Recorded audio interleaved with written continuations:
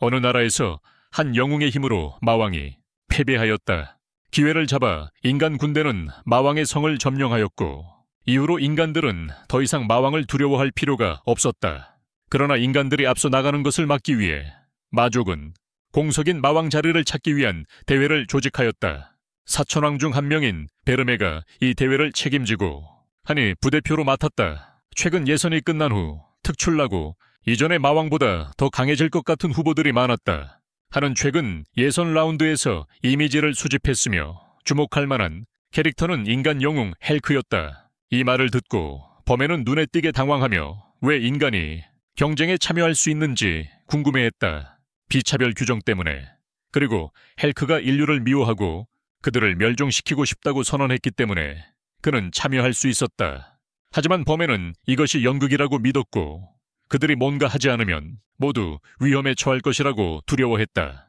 하는 헬크가 경연 외에 누구도 해치지 못하도록 하고 그 반대도 마찬가지인 계약을 체결했기 때문에 걱정하지 않았다. 베르메는 헬크가 계약을 이용해 모든 잠재적 악마 군주 후보들에게 해를 끼치려 한다고 걱정했지만 헬크는 공정하게 싸웠고 상대를 존중했다. 베르메는 여전히 아무도 인간을 악마 군주로 받아들이지 않을 것이라고 믿었지만 경기를 지켜본 모두가 그를 인정했다. 베르메는 그들이 인간에게 매번 지는 것을 너무 무지하다고 생각했고 너무 화가 나서 성을 날려버렸다. 이제 헬크는 99레벨에 도달했기 때문에 그를 제거할 방법이 없었다. 자신과 같은 내천왕들은 80레벨도 넘지 못했으니 그녀는 해결책을 생각할 수 없어 당황했다. 그는 미끄러운 카드를 주기 시작했다. 베르메는 이 방법이 먹힐지 확신하지 못했지만 하는 모든 가능성을 찾아내겠다고 약속했다.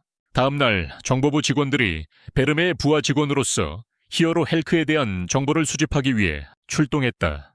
한편 베르메는 예전에 논의했던 대로 카드탑 건설 경연대회를 관람하러 갔다. 그리고 이 경연대회에는 10명만 진급할 수 있었으므로 이 분야에서 재능이 없는 사람들은 불행히도 탈락해야 했다. 그곳 헬크는 아무것도 만들지 못하고 고생을 했으므로 베르메는 그가 반드시 탈락할 것이라고 생각했다. 그러나 잠시 후 헬크는 손뼉을 쳤고 강한 바람을 일으켜 다른 사람들의 탑을 날려버리고 자신의 탑을 빠르게 세웠다. 모두가 헬크가 다른 사람들을 방해하여 규칙을 어겼다고 생각했다. 하지만 범위가 이를 발표하기도 전에 켄이라는 젊은 남자가 일어나 대회는 카드 탑을 세우는 것뿐만 아니라 자신의 탑을 방어하는 것도 포함된다고 주장했다. 이 젊은 남자의 해석은 매우 정교해서 심지어 범위도 생각하지 못했던 것이었다. 모두가 그것을 설득력 있게 느끼고 마음이 열렸지만 히우가라는 소녀는 켄의 거짓말을 간파했다. 카드 쌓기 대회에서 모두가 서로의 카드 타워를 무너뜨리기 위해 싸움으로 바꾸기로 결정했습니다. 서로의 카드 타워를 파괴하기 위해 말이죠. 베메는 헬크가 의도적으로 이 상황을 연출하여 참가자들이 싸우게 만들었다고 생각했습니다. 하지만 헤이아는 그녀에게 지나치게 해석하지 말라고 조언했습니다. 한편 에이스타는 텔레파시를 통해 언니 아이스타와 연락을 취하고 헬크에 대한 정보를 찾았다고 알렸습니다. 헬크에 대한 정보를 발견했다고 말이죠. 경쟁으로 돌아간 비아르메는 나중에 체스와 같은 다른 대회도 조직했습니다. 헬크가 이긴 체스, 그리고 헬크가 또 이긴 조각 대회도 포함되었습니다. 다음 요리 대회에서는 헬크의 요리를 평가하기 위해 직접 심사를 하기로 결정했습니다. 헬크 요리를 비판하기 위해서요. 하지만 헬크는 그녀가 비판할 수 없을 만큼 거대하고 맛있는 아이스크림을 만들어 주었다. 그녀는 그것을 비난할 수가 없었다. 헬크는 진정으로 악마족이 매우 흥미롭다고 선언했다. 범에는 답답함을 느끼며 떠났고 자신이 보지 못했던 여러 후보들의 포스터를 보았다. 그 후보들이 출연하지 않았다는 것을 깨달았다. 그녀는 이 후보들이 모두 헬크에게 패배했다는 소식을 들었다. 저녁에 범에는 헬크라는 위협을 제거할 방법을 찾기 위해 머리를 짜내고 있었다. 그때 이스타가 갑자기 아스타가 찾은 정보를 보고하러 왔다. 헬크는 인류에게 재앙이었다. 그는 자신의 남동생을 죽였고 또한 그를 물리친 영웅이기도 했다. 전 대악마 군주 베르메는 헬크가 영웅이 아닐까 생각하며 충격을 받았다. 사실 이 시대에는 2명의 영웅이 있었고 헬크는 이제 젊은 남자 켄에게 그의 동생 사진을 보여주고 있었다. 헬크는 여전히 그의 형에 대한 생각에 잠겨 있었고, 베르메는 그 후 아스타가 세계의 마을을 돌아다녔지만 한 사람도 찾지 못했다는 소식을 들었다. 동시에 한도 급히 들어와 또 다른 악마 군주의 성이 무너졌다고 보고했다. 그녀는 인간들이 어떻게 그것을 무찔렀는지 알지 못했지만 한은 공중 전투대가 공격자라고 알렸다. 사령관이 병사들과 민간인들이 탈출할 수 있도록 자신을 희생한 덕분에 모두가 살아남을 수 있었습니다. 베르메는 이 성이 곧 표적이 될 것이라는 것을 알고 급히 준비했습니다. 그 직후 경마 대회가 열렸습니다. 한은 헬크를 위해 매우 우울해 보이는 말을 준비했습니다. 모든 참가자들이 경기장에 들어섰을 때 헬크의 말은 더 고양이 같았습니다. 베르메는 사람들이 그들이 분명히 속임수를 쓰고 있다는 것을 알게 될까 걱정했습니다. 하지만 모두가 헬크가 너무 커서 말이 더 작아 보인다고 생각했습니다. 비교적 베르메는 대중의 지능이 여전히 구원받을 수 있는지 궁금했다. 구원받을 수 있을지. 하지만 곧 레이스가 시작되었다. 다른 모든 사람들은 앞서 달려갔고 헬크와 고양이는 제자리에 남아 있었다. 모두가 헬크는 도움을 받을 수 없다고 생각했다. 켄은 헬크가 이렇게 형편없는 말을 뽑은 것이 불운이라고 생각했지만 후계는 이것이 주최자의 음모임을 알았다. 베르메는 헬크가 끝났다는 것을 알았고 한과 함께 선두 참가자들을 보기로 했다. 그때 헬크는 출발 총소리에 놀란 고양이의 소리를 들었다. 하지만 이제 고양이가 진정되었으니 그는 고양이에게 우리가 할 수 있다고 격려했다. 다른 경쟁자들을 이기려고 했습니다. 한편 히즈가와 켄은 선두를 달리며 서로 겨루고 있었습니다. 한은 둘 모두 악마 대왕의 자리에 가장 적합하다고 약속했습니다. 하지만 그것이 전부는 아니었고 헬크가 이제 고양이와 함께 달려왔습니다. 이것은 규칙을 위반하지 않았으므로 베르메는 한에게 더 많은 함정을 설치하도록 말했습니다. 그러나 모든 장애물들은 헬크에 의해 깨져나갔습니다.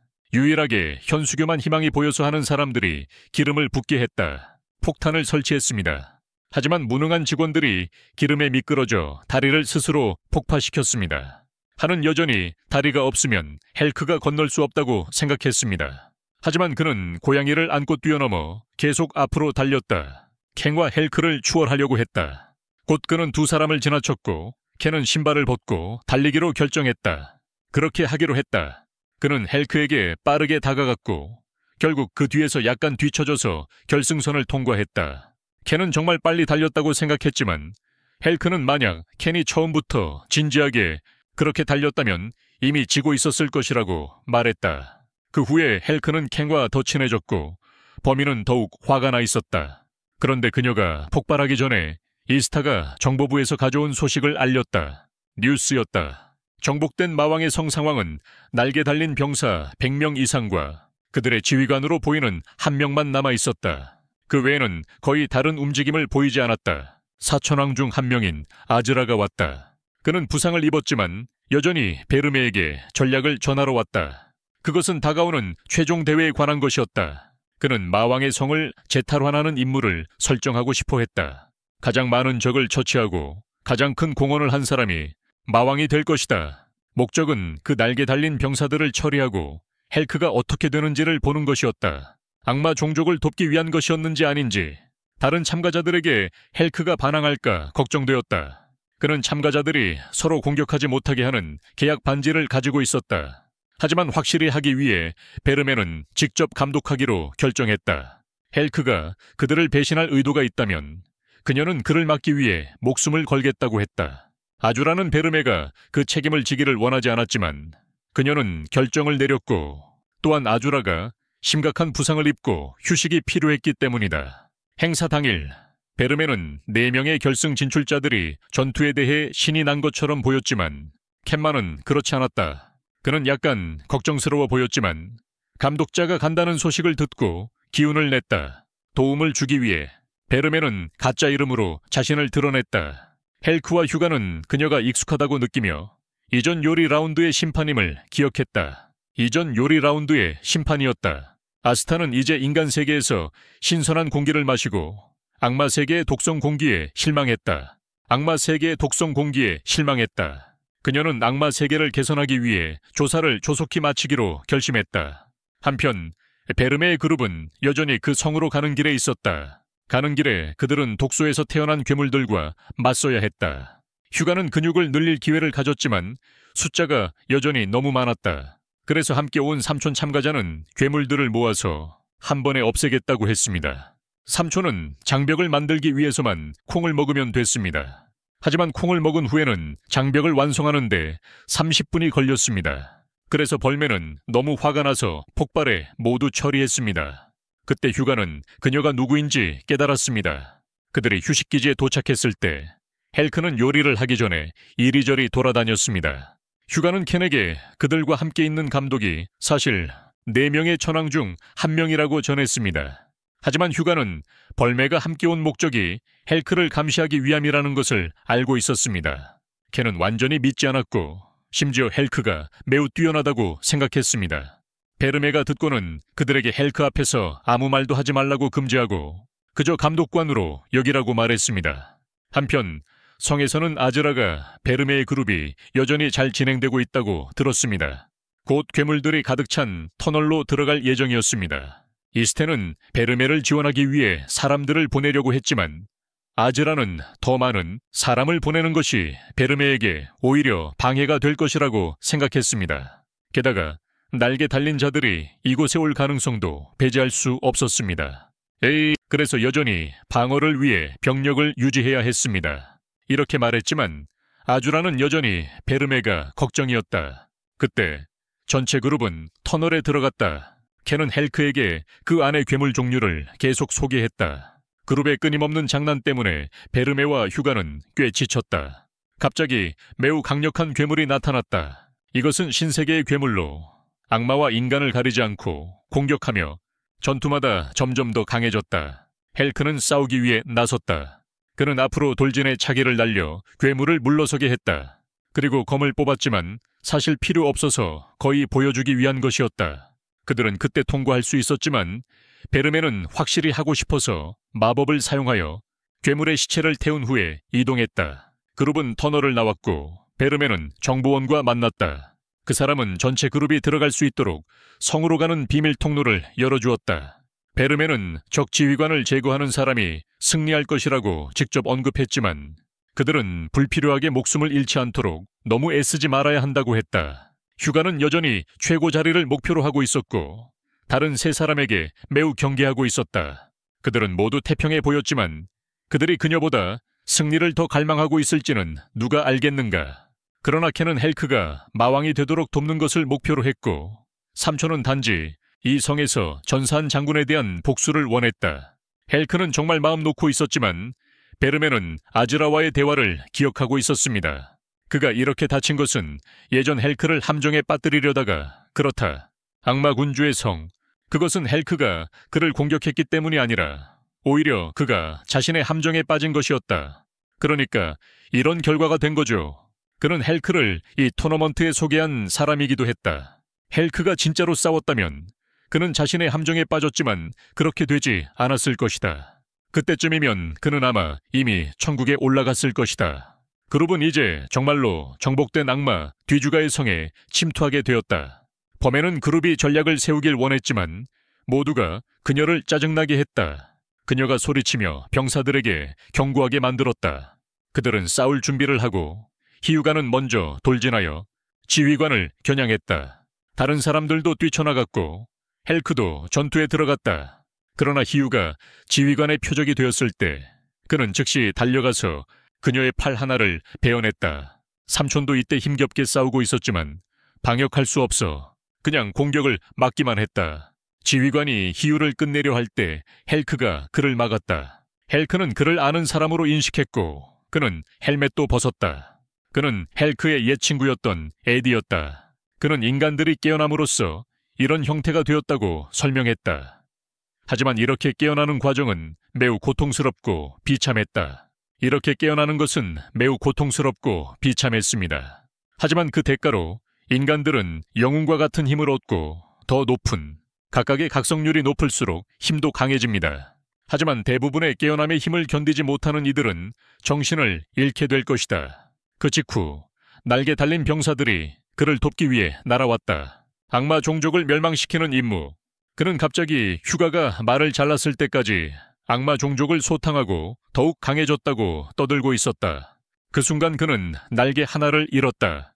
그는 그녀가 여전히 두 팔이 있는 이유를 이해하지 못했고, 그녀는 자신의 종족이 재생 능력을 가지고 있어 거의 불사의 존재라고 설명했다.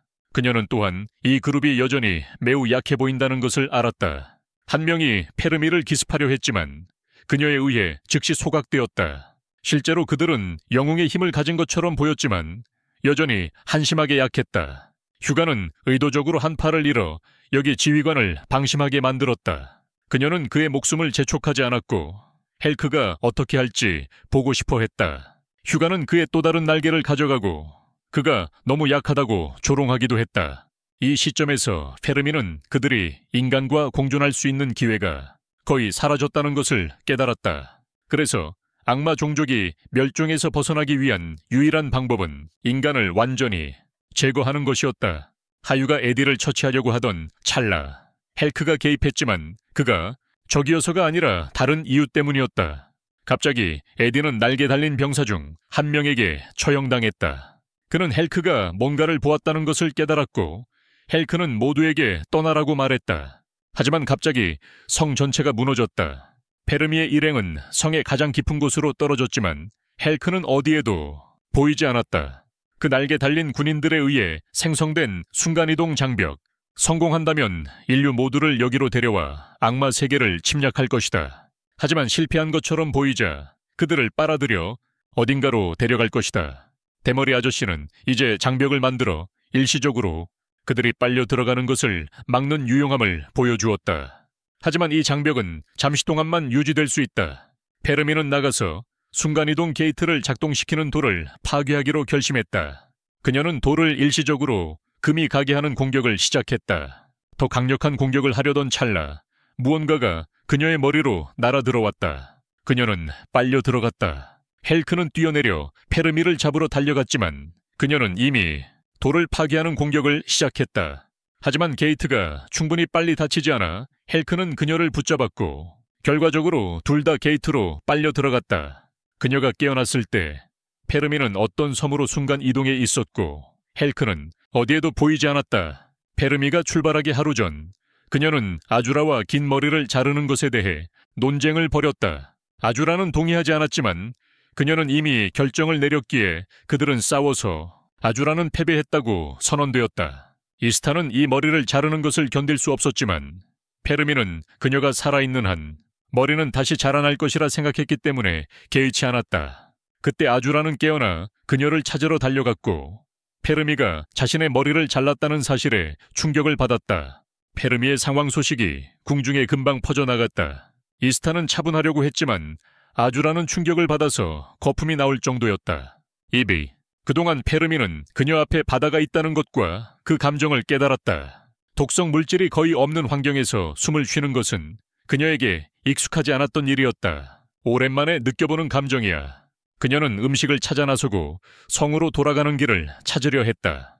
그런데 망치 소리가 들렸기 때문에 그쪽으로 가보니 헬크가 집을 지으며 일하고 있었다. 집을 짓고 있었다.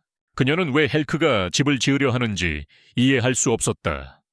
그가 여기에 영구적으로 거주하려는 계획이 있는 건 아닌지 궁금해졌다. 영구적으로 거주하려는 계획이 있는 건 아닌지 궁금해졌다. 갑자기 뒤에서 새 한 마리가 나타났다. 그 새는 말을 할 수 있었고 헬크에게 페르미를 발견하게 만들었다. 그녀는 놀랐다. 헬크가 이 기회에 자신을 처리하려 할 것이라고 생각했지만 그는 아무런 행동도 취하지 않았다. 그는 집을 지으려는 이유를 설명하며 이렇게 하면 그들이 잠을 잘 수 있을 것이라고 말했다.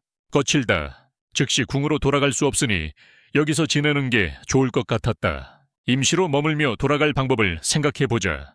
하지만 페르미는 헬크를 이 외딴 섬에 두면 더 이상 악마족에게 위협이 되지 않을 것이라고 생각했다. 그러다 비가 오기 시작했고 헬크와 새는 집으로 달려갔다. 하지만 페르미는 따라오지 않아 그는 급히 나가서 그녀를 안고 들어갔다. 그녀가 집에 들어서자마자 헬크는 여기 있는 나무로 배를 만들어 돌아갈 수 있다고 안심시켰다. 그녀는 마지못해 동의했지만 곧 그를 여기 두어야 한다는 것을 깨달았다. 영원히 하지만 그녀는 잠시 재고했다. 헬크가 왜 그녀를 구하기 위해 목숨을 걸기로 선택했을까? 왜 여기까지 오게 되었을까? 그가 정말로 그들을 적으로 여겼다면 그녀를 버릴 수 있었을 것이다. 또는 그들이 여기 도착했을 때 그녀를 암살할 기회는 많았다. 그녀는 점차 헬크가 정말로 악마 종족을 도우려 했다고 생각하기 시작했다. 아주라는 이제 상황을 고려하며 진정했다. 실제로 만약 인간이 완전히 영웅으로 진화한다면 악마 종족은 멸망할 것이다. 그래서 지금의 우선순위는 페르미를 구하는 것이었다. 하지만 하는 인간을 공격해야 한다고 생각했고 아주라는 기분이 아니라고 말했다. 페르미가 위험에 처했을 때 싸우기 위해. 그래서 페르미가 최우선이었다. 하지만 이제 수색팀을 어디서 찾지? 아주라가 사람 찾는 주문이 있다고 말했다. 그는 모험 중에 이 주문을 개발했다. 하지만 주문을 시전하려면 찾고자 하는 사람의 일부가 필요했다. 그래서 페르미의 머리카락이 유용하게 되었다. 하지만 아주라는 페르미의 머리카락이 없었다. 그녀가 자를 때 페르미가 일부를 요청했지만 그는 소각당했다. 하지만 이스타가 일부를 가지고 있어 그녀가 아줄에게 사용하라고 주었다. 그는 페르미의 머리카락을 나무 조각상에 넣고 그것이 지도를 따라 움직이도록 마법을 걸었다. 지도에서 벗어나 버렸다. 놀랍게도 그것은 지도를 벗어나 모두를 당황하게 만들었다. 이 순간 이스타는 소식을 듣고 날개 달린 사람들이 그 여자가 보고 있는 것이 무엇인지 이해했다. 즉각적인 위험에도 불구하고 이스타는 최대한 많은 정보를 모으려고 했다. 한편 페르미는 앉아 낚시를 하며 헬크의 행동에 대해 생각하고 있었다. 그가 왜 유가가 사령관을 죽이는 것을 막았을까? 그리고 이제 그는 그녀를 구해주기까지 했다. 그 이유가 궁금했다. 그리고 이제 그는 그녀를 구해주기까지 했다. 헬크가 그녀를 여전히 착취할 가치가 있다고 본 걸까? 그렇다면 지금 헬크와 맞서게 된다면 패배는 확실하다는 걱정이 들었다. 그리고 남은 모든 희망은 아줄에게 맡겨야 했다. 하지만 그녀는 아주라를 조금도 신뢰하지 않았기 때문에 차라리 헬크를 여기서 설득하려고 했다. 생각에 잠겨있던 새가 그녀에게 물고기가 물고 있다는 것을 상기시켜 주어야 했다. 그래야 그녀가 잡아당길 수 있었다. 헬크는 물고기를 찾으러 다이빙했지만 그가 올라왔을 때는 새에 의하면 독성이 있고 먹을 수 없는 생물을 안고 있었다. 그날 밤 둘 다 집으로 돌아가서 자고 다음날 아침에 페르미는 깨어나서 자신이 설치한 덫이 손상되지 않은 것을 발견했습니다. 갑자기 누군가 문을 두드렸고 문을 열어보니 나나처럼 생긴 돼지가 있었습니다. 이 돼지는 그녀에게 음식을 가져다 주었지만 대부분을 먹어치워서 이 녀석은 그녀를 위해 음식을 가져왔지만 대부분 먹어버렸으니 그녀는 먹게 두었다. 쉬고 누가 그에게 음식을 가져다 달라고 했는지 물었다. 그 돼지는 마을장이 시킨 것이라고 말했습니다. 그녀는 그 돼지의 마을을 보고 싶어 해서 그 돼지가 그녀를 인도했습니다. 그것은 마을처럼 보이지 않았습니다. 단지 몇 개의 집들이 가까이 모여 있었을 뿐이고 이 섬에는 이런 주민들만 살고 있었습니다. 그들은 갑자기 펌리 같은 낯선 사람들을 두려워하게 되었고 새가 갑자기 날아와 헬크가 배를 만들 계획이라고 그녀에게 알렸다. 헬크가 돌아갈 방법을 찾았을까 걱정이 되어 그녀는 바다로 뛰어가 그가 도끼를 들고 빛을 발하고 있는 것을 보았다. 그는 몇 그루의 나무를 가볍게 베었지만 도끼가 부서져서 맨손으로 나무를 베기 시작했다. 마치 그 큐브 게임처럼. 그때 그는 펌리와 새를 발견했다. 펌리는 그가 돌아가는 길을 알고 있는지 물었지만 그는 미리 준비하고 있다고 말했다.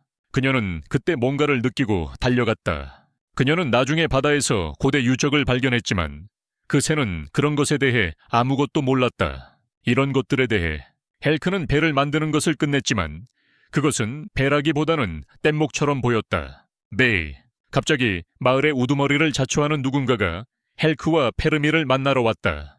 그들을 만나러. 그들은 모두 그를 따라야 했고 헬크도 조심스러워 보였기에 페르미는 이 노인이 얼마나 위험한지 궁금해졌다. 이 노인이 얼마나 위험한지. 그들은 검은 옷을 입은 많은 사람들에게 둘러싸였지만 곧바로 섬 주민들은 망토를 벗어 페르미를 놀라게 하고 싶어 했다. 그들은 두 방문객을 이 섬에 환영했다. 헬크는 이미 알고 있었고 이 계획에 대해 정리되어 있었지만 페르미는 그리 놀라지 않았다. 그룹은 파티를 조직했고 마을 촌장은 두 사람이 섬에 새로운 바람을 불러왔다고 기뻐했다. 페르미는 헬크가 빌려준 침대와 잠옷에 감사했다. 그녀를 위해서 본토로 돌아가는 방향에 대해서는 촌장이 알지 못했다. 그는 섬을 떠날 방법을 알아본 적이 없었기 때문이다. 하지만 그는 마녀가 알 것이라고 믿었다.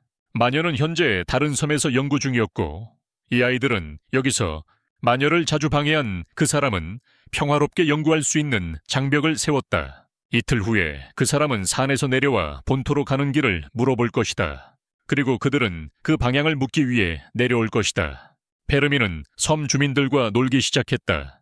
재미있는 게임부터 낚시까지. 결국 페르미는 그녀가 거절할 수 없어서 그것이 짜증났고 그녀는 사생활이 필요했다. 그리고 그녀는 사생활이 필요했다.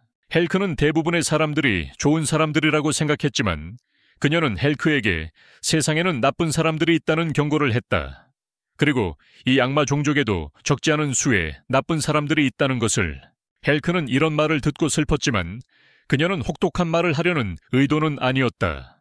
헬크는 이런 말을 듣고 슬펐지만 그녀는 혹독한 말을 하려는 의도는 아니었다.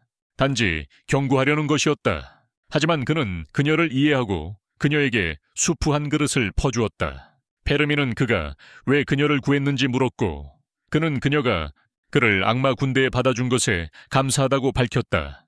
그 당시 그는 인간이라는 이유로 거절당할 것이라고 생각했지만 그는 여전히 받아들여졌다. 이제 그는 자신의 이전 동료들이 모두 적이 되어 매우 외롭다고 느낀다. 페르미는 그 날개 달린 지휘관에 대해 물었고 그는 그 사람과 자신이 형제처럼 가까웠으며 많은 해 동안 함께 괴물들을 처치해왔다고 말했다.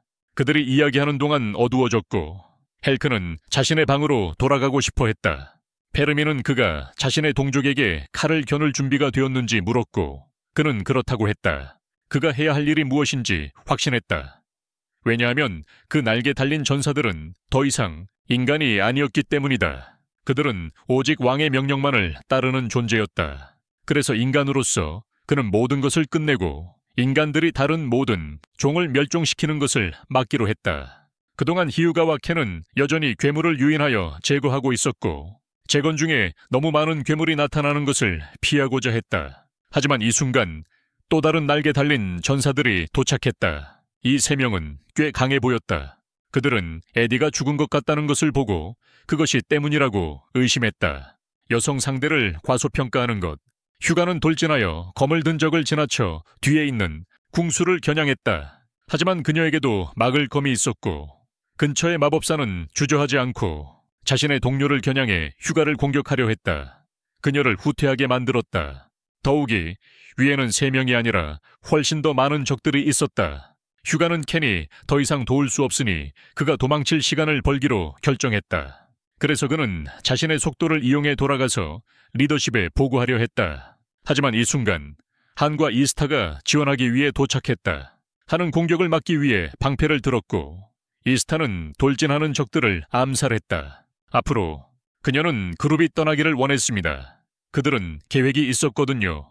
그룹은 이스타를 따라 도망쳐야 했고 반대편은 나머지를 처리하기 위해 한 명을 남기로 결정했습니다. 그들은 그룹을 쫓아 밖으로 나갔지만 그들의 지원군은 단 2명뿐이었습니다. 토너먼트의 어린 자매 로만 11과 아수라였습니다. 하지만 아수라는 다른 누구보다도 더 나은 지원군이었습니다. 그는 알 수 없는 이유로 마스크를 쓰고 있었지만 그들이 아는 것은 현재 그가 매우 화가 나 있다는 것이었습니다. 이 순간에 이전의 악마 군주와 희생 제너럴 모두 그를 존중해야 했습니다. 어느 정도 그는 자신의 환한 얼굴을 다른 사람들이 보지 못하게 하려고 마스크를 썼다. 그는 여전히 인간들에게 돌아가서 인간들과 함께 살 기회를 주었지만 그들은 아주라의 의견을 경시하고 그의 인간과 악마가 한때 함께 살았다는 이야기를 터무니없는 소리로 여겼다. 그들은 아주라의 말을 듣기를 완전히 거부하고 오직 그들의 왕만 따랐기 때문에 아주라를 공격하기로 결정했다. 그도 보호해야 할 신하들이 있었기에 더 이상 설득하지 않았다. 그는 나무 뿌리의 덩어리를 만들어 공중에 떠있는 병사들을 묶었다. 그들은 그가 이렇게 강할 줄은 예상하지 못했고 그를 악마의 우두머리라고 생각했다. 경주. 하지만 그는 단지 4명의 하늘의 왕 중 1명일 뿐이었다. 한에 따르면 아주라는 악마의 영역에서 죽은 나무든 살아있는 나무든 자유롭게 조작할 수 있었다. 죽은 나무든 살아있는 나무든 상관없이. 고려해보면 그는 4명의 하늘의 왕 중 가장 약한 존재일 수 있지만 전장에서 나무가 있다면 누구도 두려워하지 않을 것이다. 그는 그들을 죽이고 싶지 않았고 여전히 항복하고 돌아갈 기회를 주었지만 그들은 그의 제안을 거부했다. 갑자기 화살이 그들 쪽으로 날아왔고 아주라는 그것을 막아야 했다. 벽 위에 날개 달린 병사들로부터 화살 세례가 발사되었다. 한은 모두를 보호하기 위해 실드를 올렸고 아즈라는 나무들로 커버를 했어요. 하지만 화살은 그들을 향한 것이 아니라 붙잡힌 날개 달린 이들도 향하고 있었습니다. 히우가는 에디가 그러했듯이 동료의 창에 의해 죽임을 당하는 것을 보았습니다.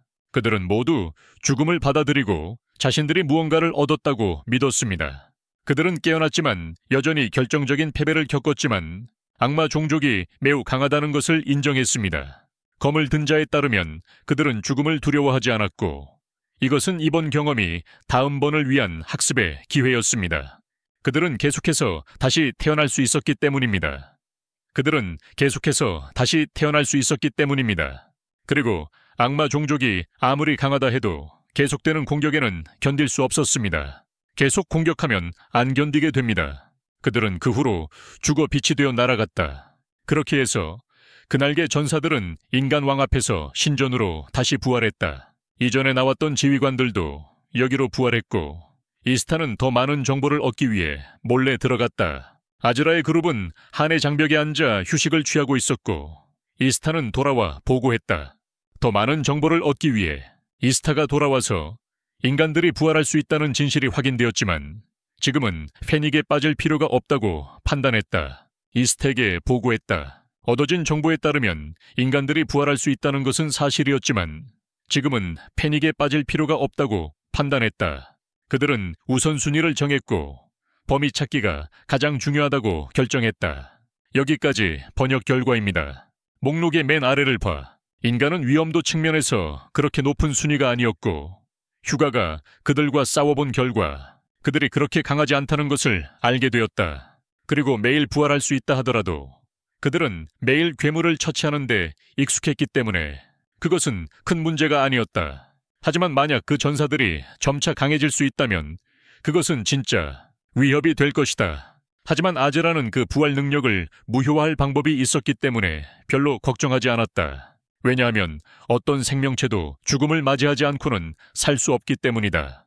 그래서 이 부활은 마법 때문이었고 그들은 단지 그 마법을 걸고 있는 사람을 제거하면 되었다. 모든 것을 해결하기 위해 이 주문을 만든 사람, 즉 그들은 인간 왕과 대면해야 했다. 그는 이전에 부활 능력을 가진 영웅과 맞서 싸웠고 그 영웅의 왕이 주문을 시전하는 사람임을 알게 되었다. 그래서 아스터가 보고한 정보를 바탕으로 이번 사건도 비슷한 것 같았다. 최근 경쟁에서 후보자들을 위해 그가 맺은 계약과 대략적으로 비슷했다. 하지만 영웅들이 왕과 맺은 계약은 그의 계약보다 수십 배 더 강할 수 있다. 그렇다면 아스터는 인간 왕이 왜 그렇게 강력한지 궁금해했고 아주라는 왕이 각성한 영웅의 일종이었지만 전투형이 아닌 지원형이었다. 형이었다. 헬크가 얼마나 강한지 본다면 그 왕이 헬크 못지않게 강하다는 것을 이해할 수 있을 것이다. 강하다는 것을 이해할 수 있을 것이다. 하는 그 왕을 물리칠 수 있을지 걱정했지만 이제는 불가능해 보이더라도 시도해야 했다. 시도해야 했다. 아주라가 이제 모든 이에게 폐허가 된 성으로 돌아가 옵카밍 공격을 방어하자고 요청했다. 앞커밍 공격을 방어하자고 요청했다. 그 후에는 정예군을 훈련시켜 이전에 인간의 손에 떨어진 전 대마왕의 성을 되찾으러 나갈 예정이다. 되찾으러 나갈 예정이다. 성의 재건이 시작되었다. 켄은 전쟁을 별로 좋아하지 않았고 대머리 남자에게 두 종족이 왜 운명을 결정하기 위해 경쟁할 수 없는지 물었다. 그래서 그는 켄에게 경쟁에서 졌다고 해서 자신의 동족이 죽는 것을 받아들일 수 있겠냐고 물었다. 이는 분명히 받아들일 수 없는 일이었다. 이스타는 언니가 걱정스러웠다. 왜냐하면 아스터가 그녀에게 무모하지 말라고 경고했지만 그 경고는 허사인 것 같았다. 휴가는 걱정하지 말라고 했다. 왜냐하면 아스터가 이전에 함께 훈련했기 때문에 전투 경험이 풍부했기 때문이다. 아주라와 하는 이전에 닫힌 게이트로 갔다. 아즈라가 작은 문을 만들어서 아이템과 메시지를 버머에게 보낼 수 있다고 생각했습니다. 그리고 그는 작은 문을 열었고 하니 그 문을 통해 아이템을 던져 보냈습니다. 문은 작게 열려 있었지만 아즈라는 힘이 너무 소진되어 의식을 잃을 뻔했습니다. 그는 버머가 메시지를 받기를 바랄 수밖에 없었습니다. 반대편에서는 해변을 지나던 파랑새가 아즈라가 보낸 아이템들을 발견했습니다. 여기서 한편으로는 버머가 헐크의 요리만큼 맛있는 음식을 만들려고 노력하고 있었습니다. 하지만 아직 성공하지 못했고 헐크가 시도해보려 하자 아직 만족스럽지 않다고 그녀는 그를 막았습니다. 그녀는 아직 그것에 만족하지 않았기 때문에 그 새는 나뭇가지를 가져왔고 베르멘은 불이 꺼지기 전에 넣으라고 재촉했다. 그래서 그것은 아주라의 메시지도 난로에 던졌다. 이제 베르멘은 헐크가 매우 무거운 책임을 지고 있다는 것을 깨달았다. 처음에 그녀는 그를 너무 의심스러워했지만 그의 이야기를 듣고 나서 헐크에 대한 생각이 바뀌었다. 그녀는 헐크처럼 동료에게 칼을 겨눠야 한다는 생각을 한 적이 없었다. 지금은 그렇다. 갑자기 핑크색 돼지 친구가 달려와 마녀가 산에서 내려왔다고 보고했다. 그래서 베르멘은 급히 돌아가 헐크에게도 알리라고 부탁했다. 그곳에 도착했을 때 그녀는 마녀가 산으로 돌아갔다는 이야기를 들었다. 그녀는 기어가는 거북이보다 느리게 달린 자신을 탓했지만 헐크도 돌아왔고 돼지는 범에에게 알리러 가는 길에 잠이 들어서 사과했다. 하지만 마을의 수장은 그들이 둘에 대해 마녀에게 이야기했다고 했으니 그녀를 찾기 위해 산 위로 올라가야 한다고 했다. 마녀가 장벽을 없앴기 때문이다. 그는 파란새에게 그들을 안내해달라고 요청했다. 그리고 이제 우리는 이 새가 듀오링고라는 것을 알게 되었다. 농담이고 피위다. 산을 오르는 동안 피위는 그들에게 마녀를 화나게 하지 말라고 경고했다. 범에는 마녀가 대륙으로 돌아가는 길을 알고 있는지 확신할 수 없었지만 그들은 선택의 여지가 없었고 기회를 잡아야 했다. 그때 세 사람은 마녀의 집을 보았고 이상하게도 음산했다. 하지만 문을 두드릴 때 다른 파란새가 나왔어. 범인은 이것이 진짜 마녀라고 생각했지만 사실 마녀는 그 세 사람 뒤에 있었어. 세 사람 뒤에 말이야. 피위가 할머니라고 부르자 그래서 그녀는 그를 몇 번이나 간지럽혔어. 마녀는 그들의 이야기를 들은 적이 있어서 그들에게 돌아갈 길을 보여주려고 했어. 그들이 온 대륙으로 말이야. 그들은 북서쪽으로 가야만 그들이 온 대륙으로 돌아갈 수 있었어. 범인은 대륙이 하나 이상 있다는 것을 깨달았고 어떻게 마녀가 그들이 어디에서 왔는지 알았는지 궁금해졌어. 하지만 그걸 놓고 보자 마녀는 대륙으로 돌아가는 것이 어떻게 되었는지 말했다. 매우 어려울 거예요. 그들은 식량과 바다의 폭풍을 견딜 수 있는 튼튼한 배가 필요했습니다. 또한 방향을 잃었을 때 방향을 결정할 수 있는 생물이 필요했습니다. 시야를 잃었을 경우를 대비해서요. 그 생물은 여기 책에 언급된 바다 사슴이었습니다. 방향을 잃었을 때 그들은 그것을 바다로 풀어주고 그것이 어느 쪽이 북인지 알려줄 것입니다. 그것이 그들에게 방향을 알려주는 것이죠. 헬크가 며칠 전에 이 생물을 잡았다는 것을 기억하고 베르멘은 그에게 다시 찾아보라고 말했습니다. 그는 아침에 바다에서 본 적이 있다고 생각해 그곳을 확인하러 갔습니다. 헬크는 아침에 바다에서 본 적이 있다고 생각해 그곳을 확인하러 갔습니다. 마녀는 베르메에게 이곳에 하룻밤 머물라고 말했다. 베르메는 이 마녀가 누구인지 그리고 그녀가 그들의 대륙 출신인지 알고 싶었다. 그 대륙, 마녀는 아무것도 드러내고 싶지 않아 했고 오직 베르메에게 헬크에게 조심하라고만 했다. 그는 그녀가 상상한 것보다 더 위험한 존재였다. 당분간 헬크는 그녀의 동맹이었다. 하지만 그게 얼마나 지속될지는 불확실했으며 헬크의 길은 이제 어둠으로 가득 차 있었다. 희망은 사라졌고 그는 인간을 엑스터미네이팅할 다른 목표가 없었다. 다음 날 그들은 공식적으로 대륙으로 돌아갈 준비를 했다. 섬의 주민들은 모두 그들에게 작별 인사를 하러 왔다. 마녀는 그들의 배에 마법 상자를 주었고 만약 그것이 고장나면 손으로 노젓기를 해야 한다는 조건이었다. 떠나면서 베르멘은 마녀의 말을 기억했다. 그녀는 동료를 태우는 불꽃이 아니라 헬크의 어두운 길을 비추는 빛이 되어야 한다고 했다.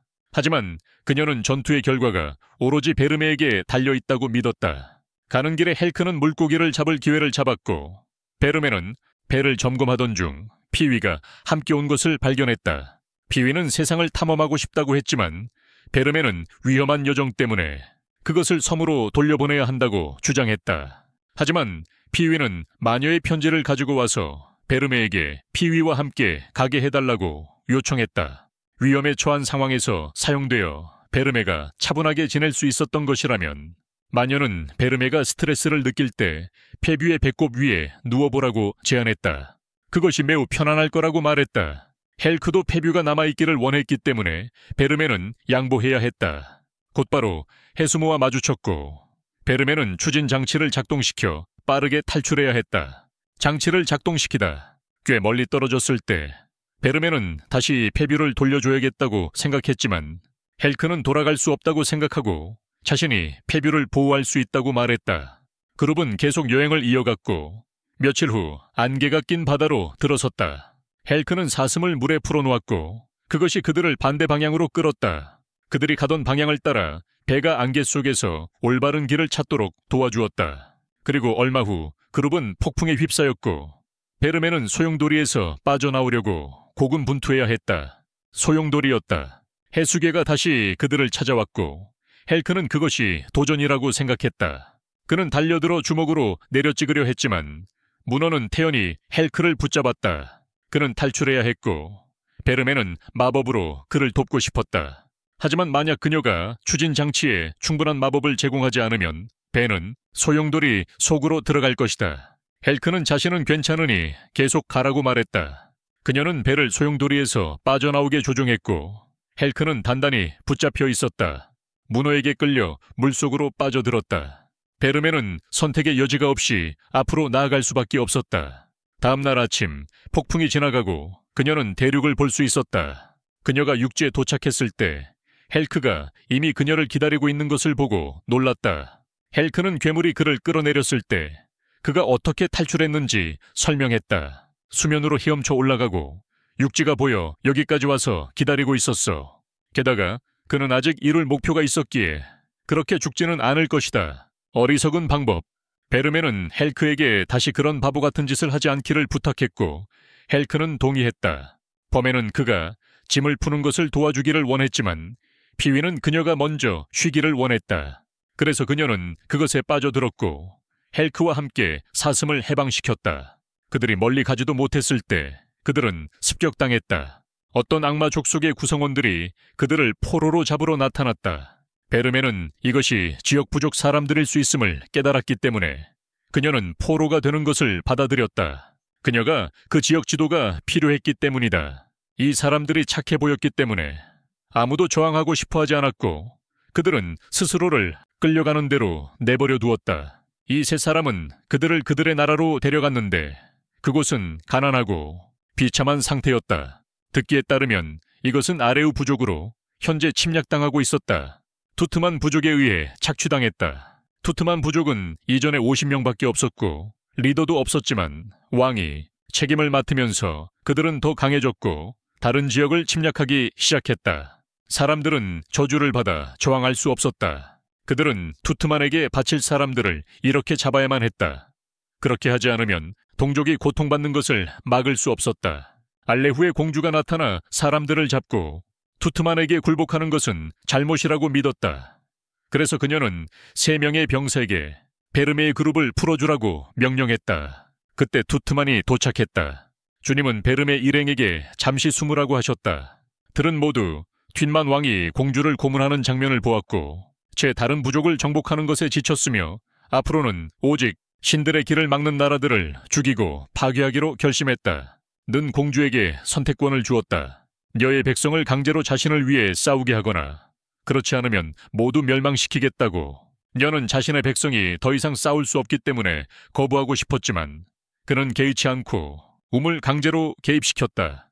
는 튠만 군인을 때려보내며 날려버렸고 베르메는 마법을 사용하여 트만 군인들이 알레우스 사람들에게서 멀어지도록 했다. 그녀는 헬크가 자유롭게 일을 처리하도록 하길 원했고 자신은 사람들을 보호할 것이다.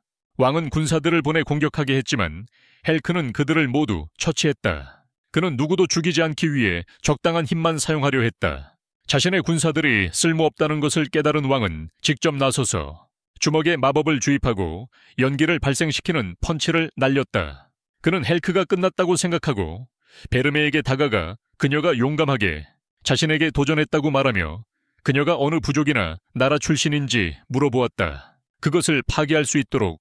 하지만 그녀는 그에게 먼저 헬크를 물리치라고 했다. 그는 헬크를 이미 처리했다고 믿었기 때문에 그녀가 망상에 빠져 있다고 생각했다. 하지만 헬크는 아직도 그 뒤에 서 있었기 때문에 환상에 사로잡힌 사람은 그 사람이었습니다. 헬크는 그 타격이 긁힌 것처럼 느껴졌다고 말했고 그런 타격이 100개가 넘더라도 아무런 해를 끼치지 않을 것입니다. 그의 몸에는요. 그런 다음 왕은 분노한 표정으로 헬크를 영어프 주먹으로 때렸지만 연기가 거친 후에도 그는 여전히 서 있었습니다. 헬크는 진짜 주먹을 보여주기로 결심하고 단 한 방의 상단 주먹으로 그를 멀리 날아가게 만들었습니다. 그는 그 타격 이후에도 왕의 의식을 유지할 수 있도록 힘을 조절했습니다. 그는 왕에게 인류 후족에 걸어놓은 저주를 풀고 이곳을 떠나라고 원했습니다. 하지만 왕은 화가 나서 통제력을 잃었습니다. 그의 손이 커지더니 헬크를 밀치며 때렸다. 그런 다음 그의 몸이 부풀어 오르더니 헬크를 파괴하겠다고 맹세했다. 그의 힘이 비정상적으로 커졌다. 베르메는 기술을 사용해 그의 팔 하나를 잘랐지만 그는 다시 자라날 수 있었다. 그렇다. 헬크는 이 남자가 더 이상 구할 수 없다는 것을 알았으므로 그는 그를 파괴하기 위해 살기를 발산했다. 베르메는 살기를 감지하고 불안해했다. 헬크는 단 한 방으로 왕의 팔이 떨어져 나가고 다시 자라나지 못하게 만들었다. 베르메는 그가 무너져가는 것을 알아차리고 자신이 생명을 바꿔놓았음을 깨달았다. 짧은 시간 안에 힘을 위한 힘을 발휘했지만 이것이 그의 한계인 것 같았다. 그는 그러고 나서 분해되어 사라졌다. 큐트만 군인들은 일어나서 범에는 그들이 왕을 복수하려고 하는 줄 알았다. 하지만 그들은 오히려 두 사람에게 감사했다. 그들도 왕을 두려워했지만 반란을 일으킬 용기는 없었던 것 같았다. 갑자기 일리우스 사람들에서 빛이 나기 시작했고 두 사람은 확인하기 위해 갔다. 피위는 그들에게 사람들이 갑자기 빛나기 시작했다고 알렸다. 이제 그들은 이전에 추한 모습이 아닌 귀엽고 온순한 시민으로 원래의 모습으로 변신했다. 그들이 예전에 추한 모습이었다는 것을 알 수 있었다. 이전의 모습과는 달랐다. 공주는 두 사람에게 감사의 인사를 하고 그들의 이름을 알고 싶어 했습니다. 인류 역사책에 기록하기 위해서요. 피위가 그들을 대신해 이야기했고 그날 밤 온 도시가 축제를 열었습니다. 다음 날 베르메는 서쪽으로 가기 위한 지도를 가져왔습니다. 여기의 지도는 그녀의 제국까지 이어지지 않았기 때문에 아마도 서쪽의 두 큰 도시에서 제국으로 가는 지도를 찾을 수 있을 것입니다. 그녀는 헬크가 어디 있는지 물었고 그는 일리우스 사람들에게 작별 인사를 하고 있었습니다. 그들이 자신의 나라를 회복할 수 있기를 바라고 있었습니다. 출발한 지 얼마 되지 않아 베르메는 한 행상에게서 그녀가 가고 있는 두 큰 도시가 전쟁에 의해 파괴되었다는 소식을 들었습니다. 더 많은 정보는 근처의 작은 마을에 가서 물어봐야 한다. 그들은 마을로 들어가 시도해 보았고 그곳은 상인들로 가득 차 있는 것 같았다. 상인들, 근처에서 한 소녀가 거리에서 노래를 부르고 있었고 베르메는 그녀가 두 도시에서 온 난민처럼 보인다고 생각했다. 그녀는 그러다 한지도 가게를 발견했고 제국의 지도가 있었다. 가게 주인은 비알메가 그것이 정말 필요하다는 것을 알고는 가격을 부풀리려 했다. 그녀는 이곳에서 돈이 없었기 때문에 주인에게 지도를 보관해 달라고 부탁하고 다른 사람에게 팔지 말아 달라고 했다. 그녀는 돈을 교환하러 갔고 심지어 야이리우가 준 광물도 사용했다. 주님이지만 필요한 양의 절반만 교환할 수 있었습니다. 자기 근처에서 맵을 살 수 있는 상금이 있는 요리 대회가 열렸습니다. 레소비아르메는 헬케 요리 실력이 상금을 받을 수 있을 것이라고 믿었지만 의 실력이 지역 주민들의 입맛에 맞을지 걱정했습니다. 하지만 비알메는 여전히 그를 등록하러 끌고 갔고 그러다 보니 대회에 유명한 참가자들이 많다는 것을 알게 되었습니다. 두 요리계에서 잘 알려진 사람들입니다. 명한 참가자들이 많이 경쟁하고 있어서 헬케는 거의 눈에 띄지 않았습니다. 번 도전은 정골이었습니다. 엘메는 헬크를 돕기 위해 주방으로 들어갔습니다. 한 참가자는 핫팟 대회를 위해 피자 반죽을 만들고 있었고 다른 한 참가자는 버크 이빨로 사람들의 관심을 끌며 매우 몇 안 되는 사람들이 성공한 요리를 만들 계획이었습니다. 하지만 모두가 헬크가 가만히 서 있는 것을 보고 그는 충격을 받은 것이라고 생각했습니다. 그러나 그는 실제로 놀라운 속도로 채소를 썰고 있었고 큰 조각들이 냄비로 날아가고 있었습니다. 거의 끝나갈 무렵 베르메는 국물을 맛보고 놀랍도록 맛있다고 외쳤습니다. 모두가 여기 숨겨진 고수가 있다는 소식을 듣고 놀랐습니다. 베르메는 헬크가 요리 대회에서 최고의 참가자라고 알렸습니다. 새로운 악마왕을 선택하세요. 어금니가 튀어나온 남자는 그를 강력한 상대라고 생각하고 더욱 열이 올랐습니다. 한편 길거리 가수 소녀는 길을 잃은 피위를 우연히 만났습니다. 그녀는 어디로 가야 하는지 물어보아 그곳으로 안내해 주기로 했습니다. 그때 대회는 심사위원들의 점수를 기다리며 끝나가고 있었습니다. 범에는 모두가 만만치 않다는 것을 보고 약간 걱정했습니다. 이후 심사위원들이 점수를 매겼습니다. 한 참가자의 요리는 너무 매웠지만 괜찮았습니다. 한 참가자는 주제와는 관련 없는 피자를 만들었지만 여전히 맛있었습니다. 어금니가 튀어나온 청년의 요리는 너무 어려워서 완전히 성공하지 못했습니다. 그래도 괜찮아. 헬크의 요리에 대해선 더 이상 언급할 게 없었어. 훌륭하다고. 10점. 완벽해. 최고야. 그래서 헬크가 대회에서 이겼어. 앞니가 튀어나온 젊은이는 모든 동기를 잃었지만 헬크가 그를 격려하러 갔어. 그래서 그는 헬크에게 자신의 레시피 책을 주며 새로 만들겠다고 말했어. 그제야 베르메는 피위가 잃어버린 줄 알았지만 돌아왔고 충격을 받았어. 대회가 끝났다는 소식을 들었다. 그들은 상점 주인에게 가서 지도를 샀다. 그들은 대략적인 경로를 알고 있었지만 주인은 그들에게 2개의 파괴된 도시가 있는 지역을 피하라고 조언했다. 거리에 노래하는 소녀는 그곳이 어두운 영웅 때문에 위험하다고 말했다. 그녀의 말에 따르면 이 사람은 2개의 파괴된 국가 지역을 돌아다니며 만약 누군가 그곳에 들어가 그와 마주치면 돌아오는 것이 어려울 것이라고 했다. 그래서 조언은 우회하라는 것이었다. 하지만 베르메는 경고에 감사하며 급하다고 말했다. 회색 지대를 돌아갈 수 없었다. 주인은 아직도 2 사람에게 생명을 걸지 말라고 충고하고 싶어 했다. 그리고 나서 2 사람은 피위를 불러 따라오라고 했다. 소녀가 피위를 불러 세워놓고 무언가를 말한 후에야 그룹이 출발했다. 3 사람은 곧 2 나라의 폐허에 도착했다. 그렇게 큰 폐허를 보니 이곳이 얼마나 인구가 많았는지 명백해졌고 많은 사람들이 목숨을 잃었을 것이다. 갑자기 바람이 불어왔고 베르메는 어두운 영웅이 나타나는 것을 보았다. 머리를 돌리는 순간 그는 즉시 다가와 헬크를 밀쳐내려고 했다. 그녀는 그가 어떻게 그렇게 빠를 수 있는지 이해하지 못했고 그의 발산하는 기운이 불안하게 느껴졌다. 그가 내뿜는 기운은 이전에 튜트만 왕에게서 느꼈던 기운과 비슷했다. 그녀는 먼저 피위를 데리고 갔고 헬크는 싸움을 계속해야 했다. 그는 다른 자에게 접근당했고 뺨에 상처를 입었다. 그는 혼자서 싸워야 했고 베르메는 헬크를 지원하기 위해 곧 돌아가야 한다는 것을 알았다. 그는 성공적으로 상대의 검을 부러뜨렸지만 기뻐할 새도 없이 그 검은 다시 재생되었다. 베르메는 피위를 안전한 곳에 두고 빨리 헬크에게 돌아갔다. 그녀는 돌아와서 어두운 영웅에게 거대한 화염구를 던졌지만 그는 전혀 동요하지 않았다. 그래서 헬크는 그를 날려버리기 위해 뒤에서 또 한 번 주먹을 날렸다. 하지만 그는 바로 사라진 후 헬크를 다시 뵈러 다가왔다. 베르메는 이해하지 못하고 전략을 찾으려고 했고 헬크는 계속 싸우며 버텼다. 그녀는 이 사람이 누군가에게 조종당하고 있다고 의심했기에 헬크에게 도망치라고 소리치려 했지만 그는 듣지 않고 계속 영웅을 가격했다.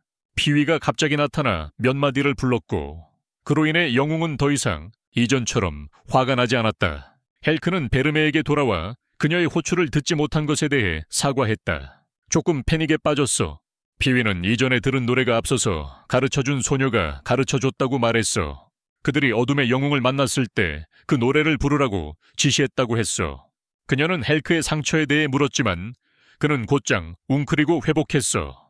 영웅은 이제 천천히 떠나가고 있었고 헬크는 그에게 뭔가 이상한 점이 있다고 느꼈다. 그래서 그는 베르메에게 따라오라고 말했어. 3 사람은 그 후 영웅을 따라 성전으로 갔다. 안전하지 않을지도 모르니 안전 조심하면서 들어갔어. 영웅은 이제 한 곳에 앉아서 전쟁 때문에 너무 많은 일이 생겼다고 말했어. 처음에는 아무도 전쟁을 좋아하지 않았지만 가족, 친구, 사랑하는 사람들이 죽였다.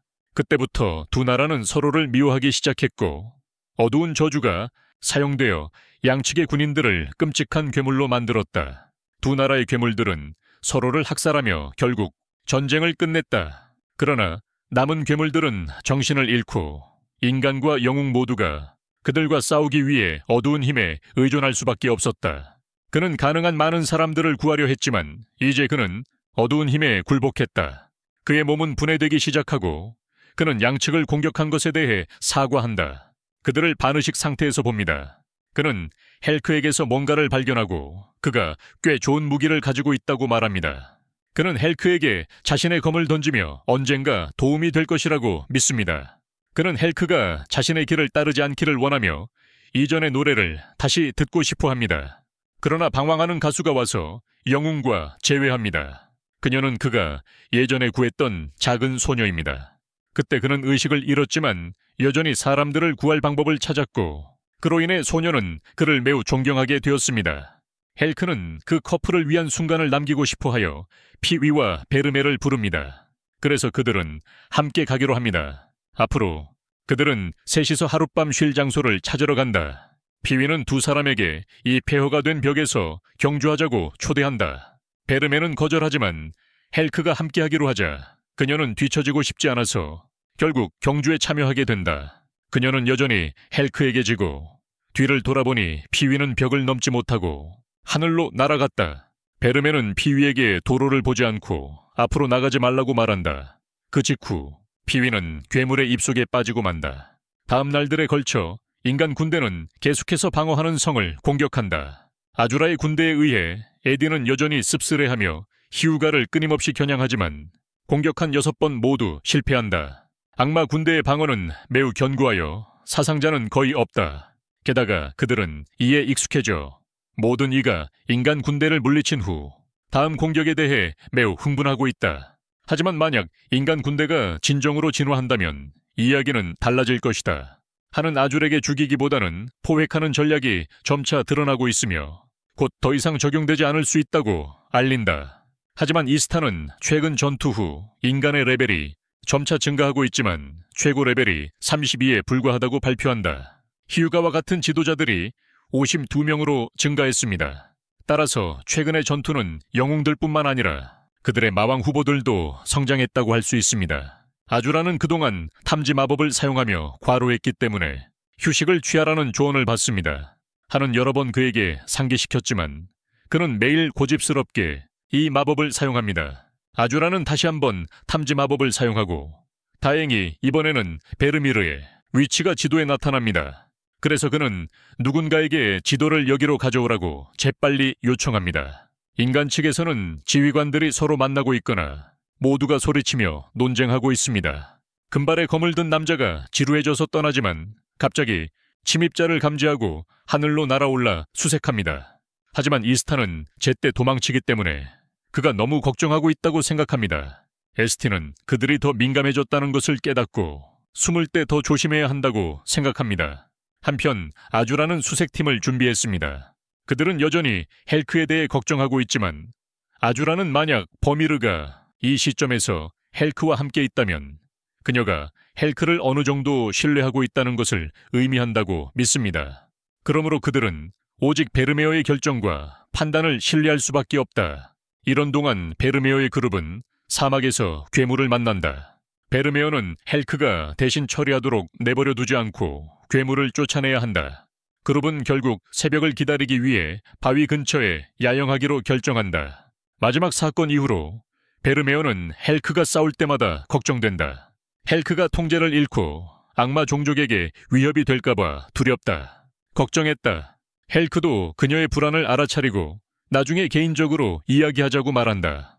헬크는 그녀에게 음료를 만들고 자신이 보관하던 검을 건넨다. 이 부러진 검은 영웅을 죽일 수 있는 능력을 가지고 있으며 비록 부러졌지만 극간 영웅 같은 그의 삶을 빼앗는 것만으로도 충분하다. 그래서 그는 그녀에게 그것을 주기로 한다. 만약 그가 정말로 그녀의 적이 되면 말이야. 그녀가 그의 생명을 빼앗을 수 있게. 하지만 베르메어는 거절했다. 그녀는 처음부터 그를 경계해왔다고 인정한다. 하지만 지금까지의 모험 이후 그녀는 헬크를 다시 평가하고 그가 신뢰할 수 있는 동맹이라고 알게 되었다. 그래서 그녀는 받아들일 수 없다. 헬크는 그녀에게 감사했지만 여전히 무슨 일이 있었는지 말하고 그녀에게 다시 한번 자신의 요청을 들어달라고 부탁하고 싶었다. 몇 년 전 헬크가 8살 때 그는 열심히 일해야 했고 받은 것은 적게 받았다. 몇 년 전 헬크가 8살 때 그는 열심히 일해야 했고 받은 것은 어린 동생을 위한 빵을 사러 갔다. 그의 남동생 클래스는 3명의 귀족들에게 괴롭힘을 당하고 있었고 헬크는 어쩔 수 없이, 하지만 이들은 권력을 남용하는 타입이었기 때문에 그들은 헬크를 클래스 대신 때리기 시작했다. 두 형제는 마을의 몬스터가 습격해 많은 사람들이 죽은 사건 이후 부모를 잃었다. 그들은 살아남기 위해 노력했고 그래서 이수도 도시로 왔다. 두 형제는 괴물의 공격 사건 이후로 부모가 남아있지 않았다. 마을에서 많은 죽음을 초래했습니다. 가난한 사람들은 가축보다 더 나쁘게 취급받았다. 하지만 수도에는 이런 사람들만 있었다. 그들의 처지와 같은 가난한 사람들은 가축보다도 더 나쁘게 취급받았다. 둘은 더럽고 제대로 된 음식이 없는 슬럼가에서 살아야 했다. 음식. 하지만 헬크는 동생이 안전하기만 하다면 모든 것을 견딜 준비가 되어 있었다. 모든 것을. 헬크가 동생을 위해 구타를 견디려 했던 이유는 어릴 적부터 그의 초능력 회복 능력을 이미 발휘할 수 있었기 때문으로 이는 베르메를 매우 놀라게 했다. 헬크가 이렇게 일찍 영웅의 힘을 깨울 줄은 예상하지 못했다. 그 후로도 괴롭힘은 계속되었고 때로는 그들의 음식이 하수구에 버려지기도 했고 때로는 그들의 집이 파괴되거나 불타기도 했으며 때로는 그들의 임금이 귀족들에게 도둑맞고 있었다. 하지만 두 형제는 괴물들에 비하면 여기가 훨씬 나아서 수도를 떠나지 않았다. 그들은 둘 다 낙관적이었고 하루하루를 살며 언젠가 괴물이 줄어들면 모험을 떠나 더 이상 억압받지 않기를 바랐다. 하지만 얼마 지나지 않아 큰 문제가 발생했다. 클래스는 거의 죽을 지경으로 심각한 영양실조에 걸렸고 헬크는 그를 치료할 방법이 없었다. 헬크는 클래스를 등에 업고 의사를 찾기로 결심했다. 하지만 아무도 클래스를 도우려 하지 않았어. 떠니들은 두 형제가 거지라서 거부했어. 른이들은 헬크가 돈을 훔쳤다고 생각했어. 슬럼가 출신이 어떻게 돈이 있겠어? 있을 수가 없지. 크는 형에게 버티라고 격려했어. 리고 클래스가 기절한 것을 보고는 더욱 간절해졌어. 는 달려가서 도와줄 수 있는 사람에게 애원했어. 하지만 사람들은 관심조차 두지 않았고 헬크를 밀어내기만 했어. 귀족 소녀가 상황을 물어본 후 즉시 달려갔어. 헬크는 거의 희망을 잃었을 때 이전에 만난 소녀의 아버지인 자비로운 귀족이 와서 클래스를 구해주었다. 클래스는 구원받았고 헬크의 귀족에 대한 시각이 다소 바뀌었다. 많은 세월이 흐른 후 클래스는 이제 유명한 기사이자 기사단의 지도자가 되었다. 그는 많은 괴물들을 처치하며 위대한 업적을 이루었고 영광과 모든 시민들의 환대를 받으며 걷고 있다. 헬크는 클래스를 구한 사람은 오랫동안 왕을 지지해온 가문의 사람이라고 전한다. 클래스를 구한 사람의 딸은 아미이다. 어떤 이유로 아미는 두 형제와 함께 놀러오는 경우가 많았다. 그들이 빈민가 출신이라는 것을 차별하지 않고 아미와 함께 놀게 되면서 괴롭힘이 상당히 줄어들었다. 사람들이 두 형제를 아미의 하인으로 생각했기 때문이다. 하지만 빈민가 사람들이 여전히 억압받고 있다는 사실은 클래스의 마음에 계속 남아있었다. 클래스는 괴물들이 근절된다면 사람들이 가난한 사람들의 억압에 주목하고 맞서 싸울 것이라는 것을 깨달았다. 그래서 클래스는 괴물들을 처치하고 사람들을 구하기 위해 일찍 입대할 계획을 세웠다. 그때부터 클래스는 매일매일 비 오는 날에도 검수를 배우기 시작했다. 빅나다. 16세의 클래스는 입대하기 시작했고 불과 2년 만에 분대장으로 승진했다. 분대장. 아미의 아버지는 헬크를 찾으러 갔고 예전에 마른 소년이 몬스터를 쉽게 다룰 수 있는 전사가 되어 있는 것을 보았다. 그는 클래스의 재능이 자신의 것을 초월했을지도 모른다고 의심했다. 그는 헬크가 내면에 큰 힘을 지니고 있다는 것을 느꼈지만 헬크는 단지 육체 노동 덕분에 이렇게 커졌다고 생각했다. 그의 검술과 전투 기술은 기본적으로 존재하지 않았다.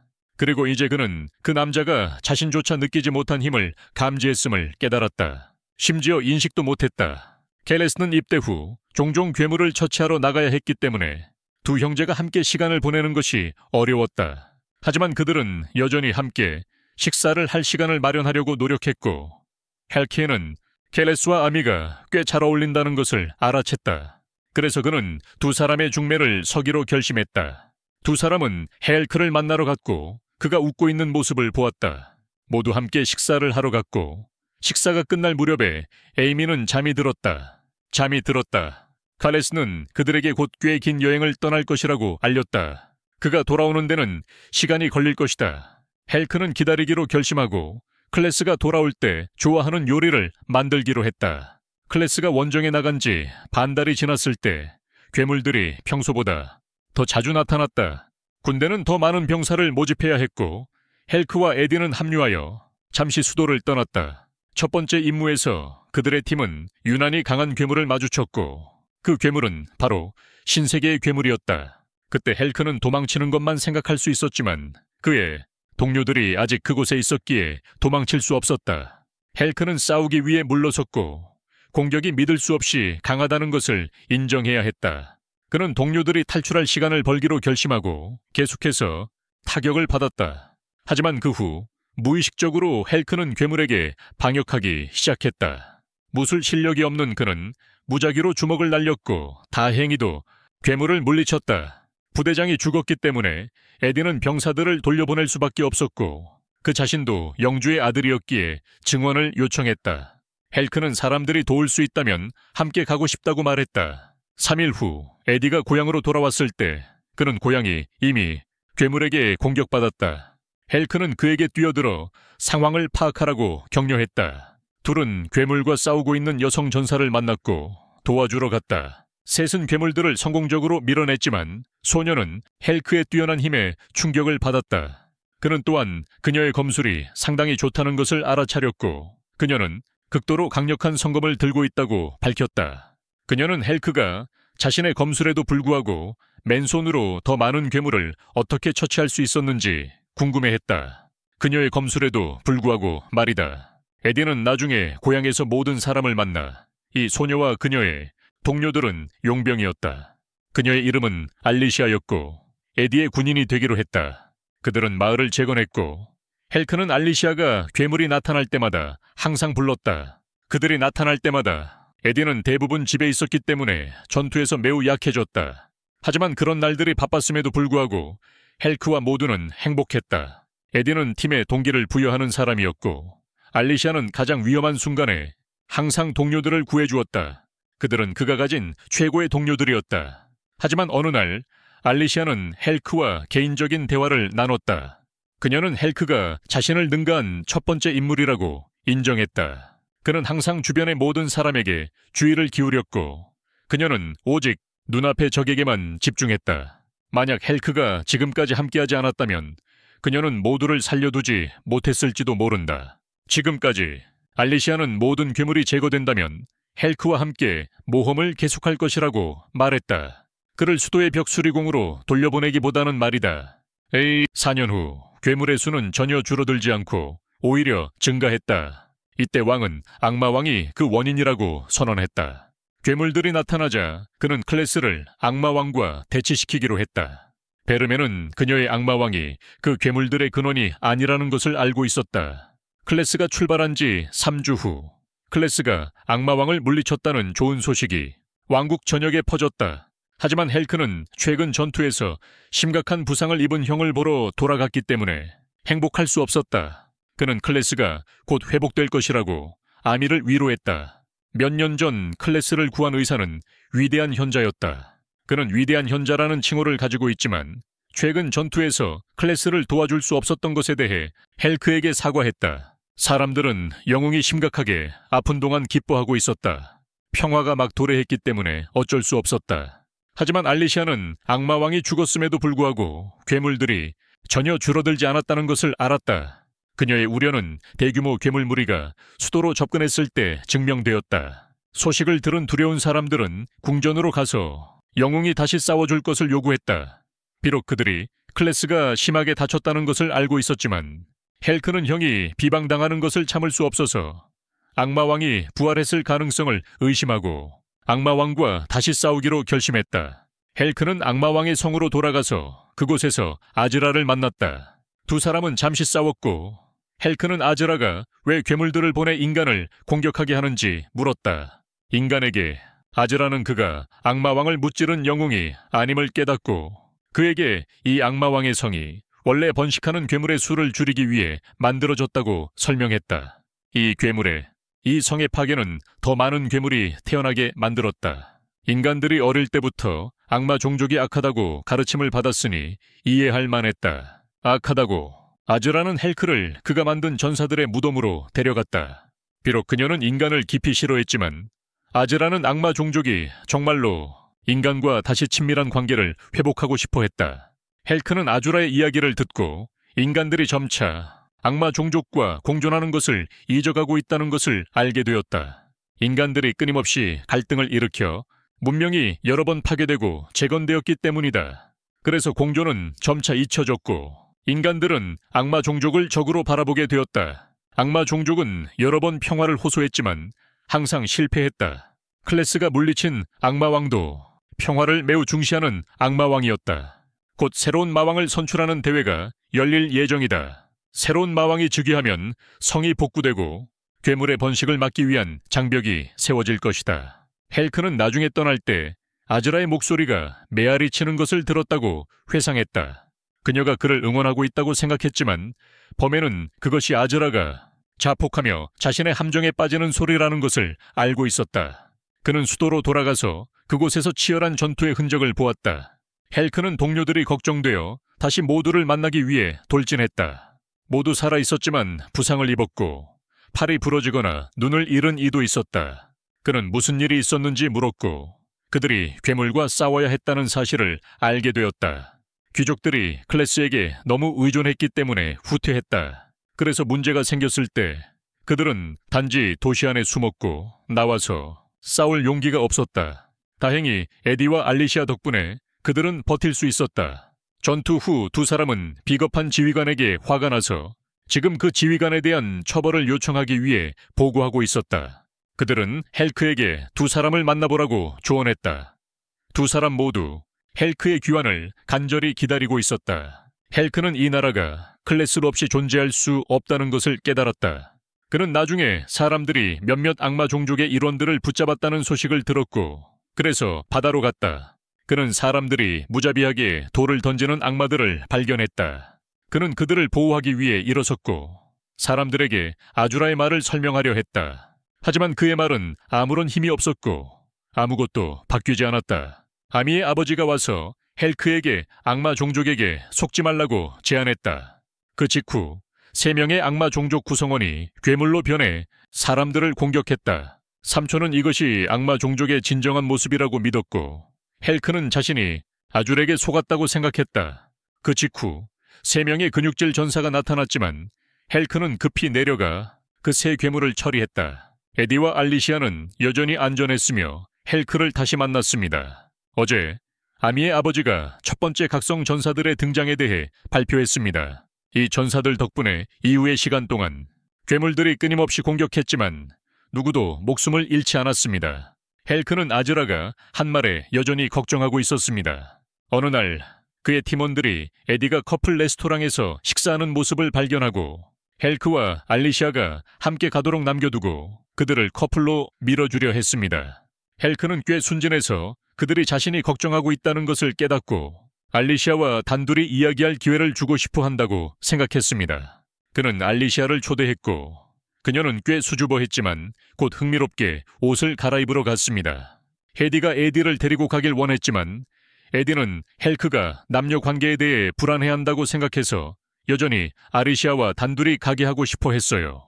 그런데 갑자기 금발의 젊은 남자가 나타나서 헬크의 도움을 받고 싶다고 하려고 했습니다. 이 젊은 남자는 제일. 그는 이 새로 깨어난 힘이 나라를 파멸로 몰아넣을 것이라고 밝혔습니다. 이 젊은이는 젤이었고 그는 새로 깨어난 이 힘이 자신을 밀어붙일 것이라고 밝혔습니다. 나라를 파괴로 몰아넣다. 젤은 그들에게 그 전사들이 사형수라는 진실을 말했다. 그들은 실험을 당해 전사로 변해버렸다. 그 대가로 그들은 인간성을 잃고 창조자들의 꼭두각시가 될 것이다.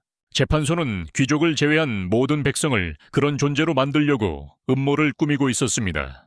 전사들, 이 계획은 위대한 현제에 의해 고안되었고 결국 아미의 아버지와 전체 궁정에 의해 동의받았습니다. 이 계획은 위대한 현자가 왕과 클레스를 필요로 했기 때문에 모든 사람을 한 번에 전사로 변화시키는 마법을 수행할 수 없었습니다.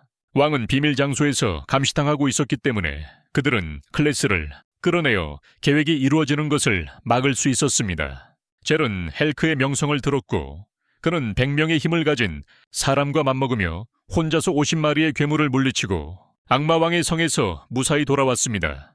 하지만 에디는 그가 실제로는 500배 더 강하다고 수정해야 했습니다. 사람들이 200마리 이상의 괴물을 혼자 처리하고 악마왕의 성에서 상처 하나 없이 돌아왔다. 젤은 클레스가 무슨 일이 생기면 헬크를 찾으라고 부탁했다고 밝혔다.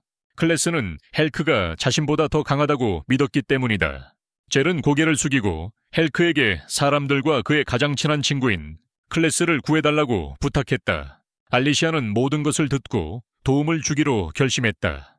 헬크가 혼자 하겠다 했을 때 알리시아는 그 생각을 거부하고 그의 팀원들에게 더 의지하라고 조언했다. 그날 밤 젤은 병사들을 유인하기 위해 작은 소란을 만들어내어 더 쉽게 만들었다. 그들이 행동하도록 그룹은 깨어난 전사들을 만났고 헬크에게는 너무 쉬웠다. 처리하기에 다른 3명은 이 그룹에게 지기에는 그렇게 약하지 않았고 그래서 쉽게 지나갔다. 그들은 쉽게 가는 길에 헬크는 3사람에게 아즈라의 일에 대해 이야기했지만 모두가 조언했다. 아즈라가 헬크의 힘을 걱정하여 지어낸 것일 수 있으니 너무 완전히 믿지 말라고, 신뢰하지 말라고. 하지만 알리시아는 그 후에 자신과 헬크가 그곳에 돌아가 확인하자고 제안했다. 확인하자고. 그 그룹은 결국 클레스가 억류된 방에 들어갈 수 있었다. 그들은 클레스를 만났고 또한 대현자와 원로회의를 만났으며 무엇보다도 왕 자신을 만났다. 왕은 단 한 가지 명령만 내렸고 그 뒤에 있는 알리시아 그룹은 무릎을 꿇고 왕의 명령으로 죽기 위해 거의 검을 들었다. 하지만 헬크는 그들을 막기 위해 일어섰다. 그는 왕의 마법에 조종당하지 않았기 때문에 원로들은 대현자에게 헬크에게 무언가를 하라고 원했다. 하지만 그의 전사들에 의해 해를 입을 수 없었기 때문에 대현자는 클레스를 내보내 싸우게 했다. 왕은 명을 내렸고 클레스는 헬크와 싸우기 위해 일어섰다. 헬크는 자신의 동생과 싸우는 것이 마음에 들지 않아 그저 피하며 클레스에게 몇 차례 베이게 되었다. 그 순간 알리시아가 성검을 꺼내 클레스를 한 번 베었다. 클레스가 부상을 입자 대사인은 이것이 영웅 살해자가 맞다는 것을 깨달았다. 헬크는 기회를 놓치지 않고 클레스와 함께 도망쳤지만 알리시아는 사기에게 조종당했다. 그는 성검을 빼앗고 헬크의 등 뒤로 다가가 한 번 찔렀다. 헬크는 그 일격으로 극심한 고통을 느꼈다. 그것은 어깨에만 맞았지만 목숨이 위험하다는 것처럼 느껴졌다. 헬크는 저항했지만 세이지는 네티처럼 그림자로 변했다. 이 순간 클레스를 깨어나 검을 잡고 성검을 부수기 위해 달려갔다. 그리고 대세이지의 목숨을 빼앗으려 했다. 왕은 명령을 내리려 할 때 클레스를 향해 검을 던졌다. 그러나 그는 여전히 헬크의 목숨을 빼앗으라는 명령을 내릴 수 있었다. 클레스는 부러진 검날을 손에 쥐고 다가갔지만 헬크에게 항상 트러블만 일으켰다고 사과했다. 그리고는 자신의 목을 찔러 자살했다. 헬크는 매우 화가 났고 장로들이 클레스를 쓸모없는 존재라고 말하는 것을 듣고 분노가 치밀어 올랐다. 헬크는 격분했다. 그는 모두가 두려움에 떨게 만드는 어두운 아우라를 발산했다. 헬크는 이제 괴물처럼 변했지만 그를 진정시키는데 도움을 준 건 알리시아였다. 그녀는 자신의 검이 헬크 형제들에게 고통을 주었다며 사과했다. 그는 정말로 그녀의 잘못이 아니라고 말하고 싶었지만 그는 쓰러졌다. 각성한 전사들이 싸우기 위해 일어섰다. 헬크는 꿈에서 클레스를 도우려고 귀족들에게 주먹을 날리던 기억이 났고 형제가 집으로 돌아갈 때 헬크는 클레스에게 무엇을 먹고 싶냐고 물었지만 클레스는 이제 사라졌다. 헬크는 집에 돌아왔고 이전의 장면이 그의 눈앞에 나타났다. 그는 언제나 아름다운 말을 하면서도 진정으로 행동하지 않았던 자신을 비난했다. 클래스를 보호할 수 없었다. 헬크는 오랜 의식불명 상태에서 깨어나 자신이 어디에 있는지 몰랐다. 모두가 어디에 있는지.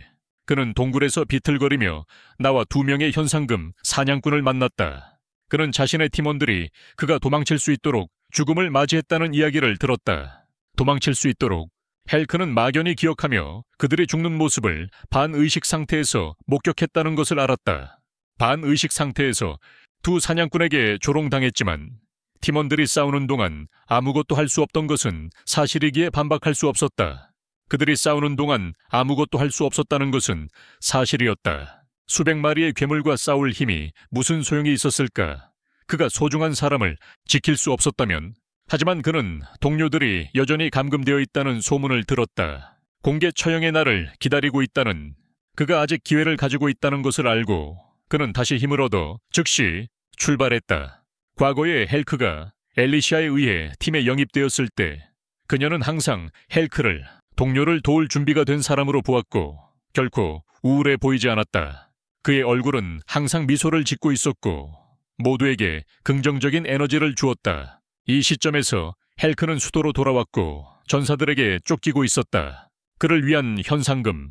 하지만 그는 개의치 않고 자신의 길을 막는 이들을 재빠르게 쳐냈다. 되돌아가면서 그는 자신이 의식을 잃고 있는 동안 일어난 일을 떠올렸다. 모든 팀원들이 끝까지 싸우기로 선택하여 그가 도망칠 시간을 벌어주었다는 사실. 그를 위해 젤은 흰 망토를 입은 젊은이에게 헬크를 찾아가 그에게 사과하라고 부탁했다. 이런 상황까지 오게 한 것에 대해 헬크의 상처가 다시 열렸지만 그는 계속 나아갔고 그의 앞에는 각성한 전사들과 그들의 지휘관이 있었다. 헬크는 자신감 있게 지휘관에게 돌진했지만 그는 매우 빠르고 방역했다. 그는 지휘관이 자신의 상처를 가격하도록 허락한 후 그의 머리를 잡아챘다. 그 사람은 아직 쓰러지지 않았고 돌아서서 싸움을 계속했다. 싸우면서 헬크는 알리시아가 끝까지 곁에 있어준 것을 기억했다. 그래서 그는 포기할 수 없었다. 결국 그는 홀로 모든 각성한 전사들을 도륙했다. 그들은 전멸했고 헬크는 계속 나아갔다. 이때 알리시아는 공개 처형을 당할 위기에 처해 있었다. 이전에 그녀에게 도전받았던 지휘관은 여전히 그 사건에 대해 씁쓸해하며 그녀의 처형을 지켜보기를 간절히 원했다. 그는 그녀에게 자신이 과거에 구한 사람들에게 저주받은 느낌이 어떠냐고 물었고 곧 그녀의 팀원들도 그녀를 따라갈 것이라고 말했습니다. 그녀는 팀원들을 위해 애걸할 수 있었지만 그것은 무의미했습니다. 그러나 그들이 행동하려던 순간 집행자들의 공격이 어긋나기 시작했습니다. 헬크가 엄청난 압박감에 눌리면서 말입니다. 헬크가 방출한 어두운 그리고 압도적인 우위감이 여기까지 퍼져나왔습니다. 그 순간 그는 처형장의 문 앞에 도착했습니다. 모든 이들은 그의 우위감 앞에서 오직 떨기만 할 수 있었습니다. 그는 사령관의 머리를 잡고 그가 자신을 해쳤던 사람인지 물었습니다. 팀원들, 지휘관은 시민들을 비난했으며 시민들은 두려움에 휩싸여 그를 비난했다. 그를 비난했다. 헬크는 이 장면에 분노하여 지휘관을 내던지고 알리시아를 구했다. 그는 그녀를 악마의 세계로 데려가 모두와 함께 새로운 삶을 시작하고 싶었다.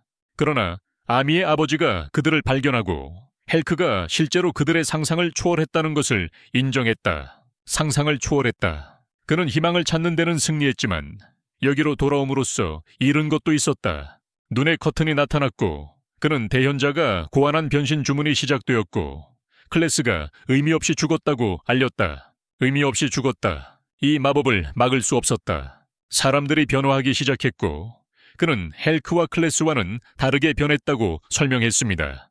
자연스럽게 깨어난 사람에게 이 강제적인 각성은 사람들의 몸에 영향을 미칠 것이다. 적응하지 못하게 되어 극심한 신체 변화가 일어나지만 이성을 잃게 됩니다. 알리시아도 증상이 나타나기 시작했고 헬크는 어떻게 해야 할지 막막해졌다. 그는 그녀를 보호할 수 없었지만 곧 이 눈의 커튼이 모든 시민들을 덮을 것이다. 왕국을 정복하고 그들을 왕의 꼭두각시로 만들어야 합니다. 그는 싸우고 싶지 않다면 옛 동료들에게서 도망치라고 조언했다. 헬크는 알리시아를 업고 뛰기 시작했지만 눈보라가 닿지 않는 곳을 찾으려 했다. 하지만 알리시아는 너무 늦었다며 헬크에게 자신을 두고 도망치라고 말했다.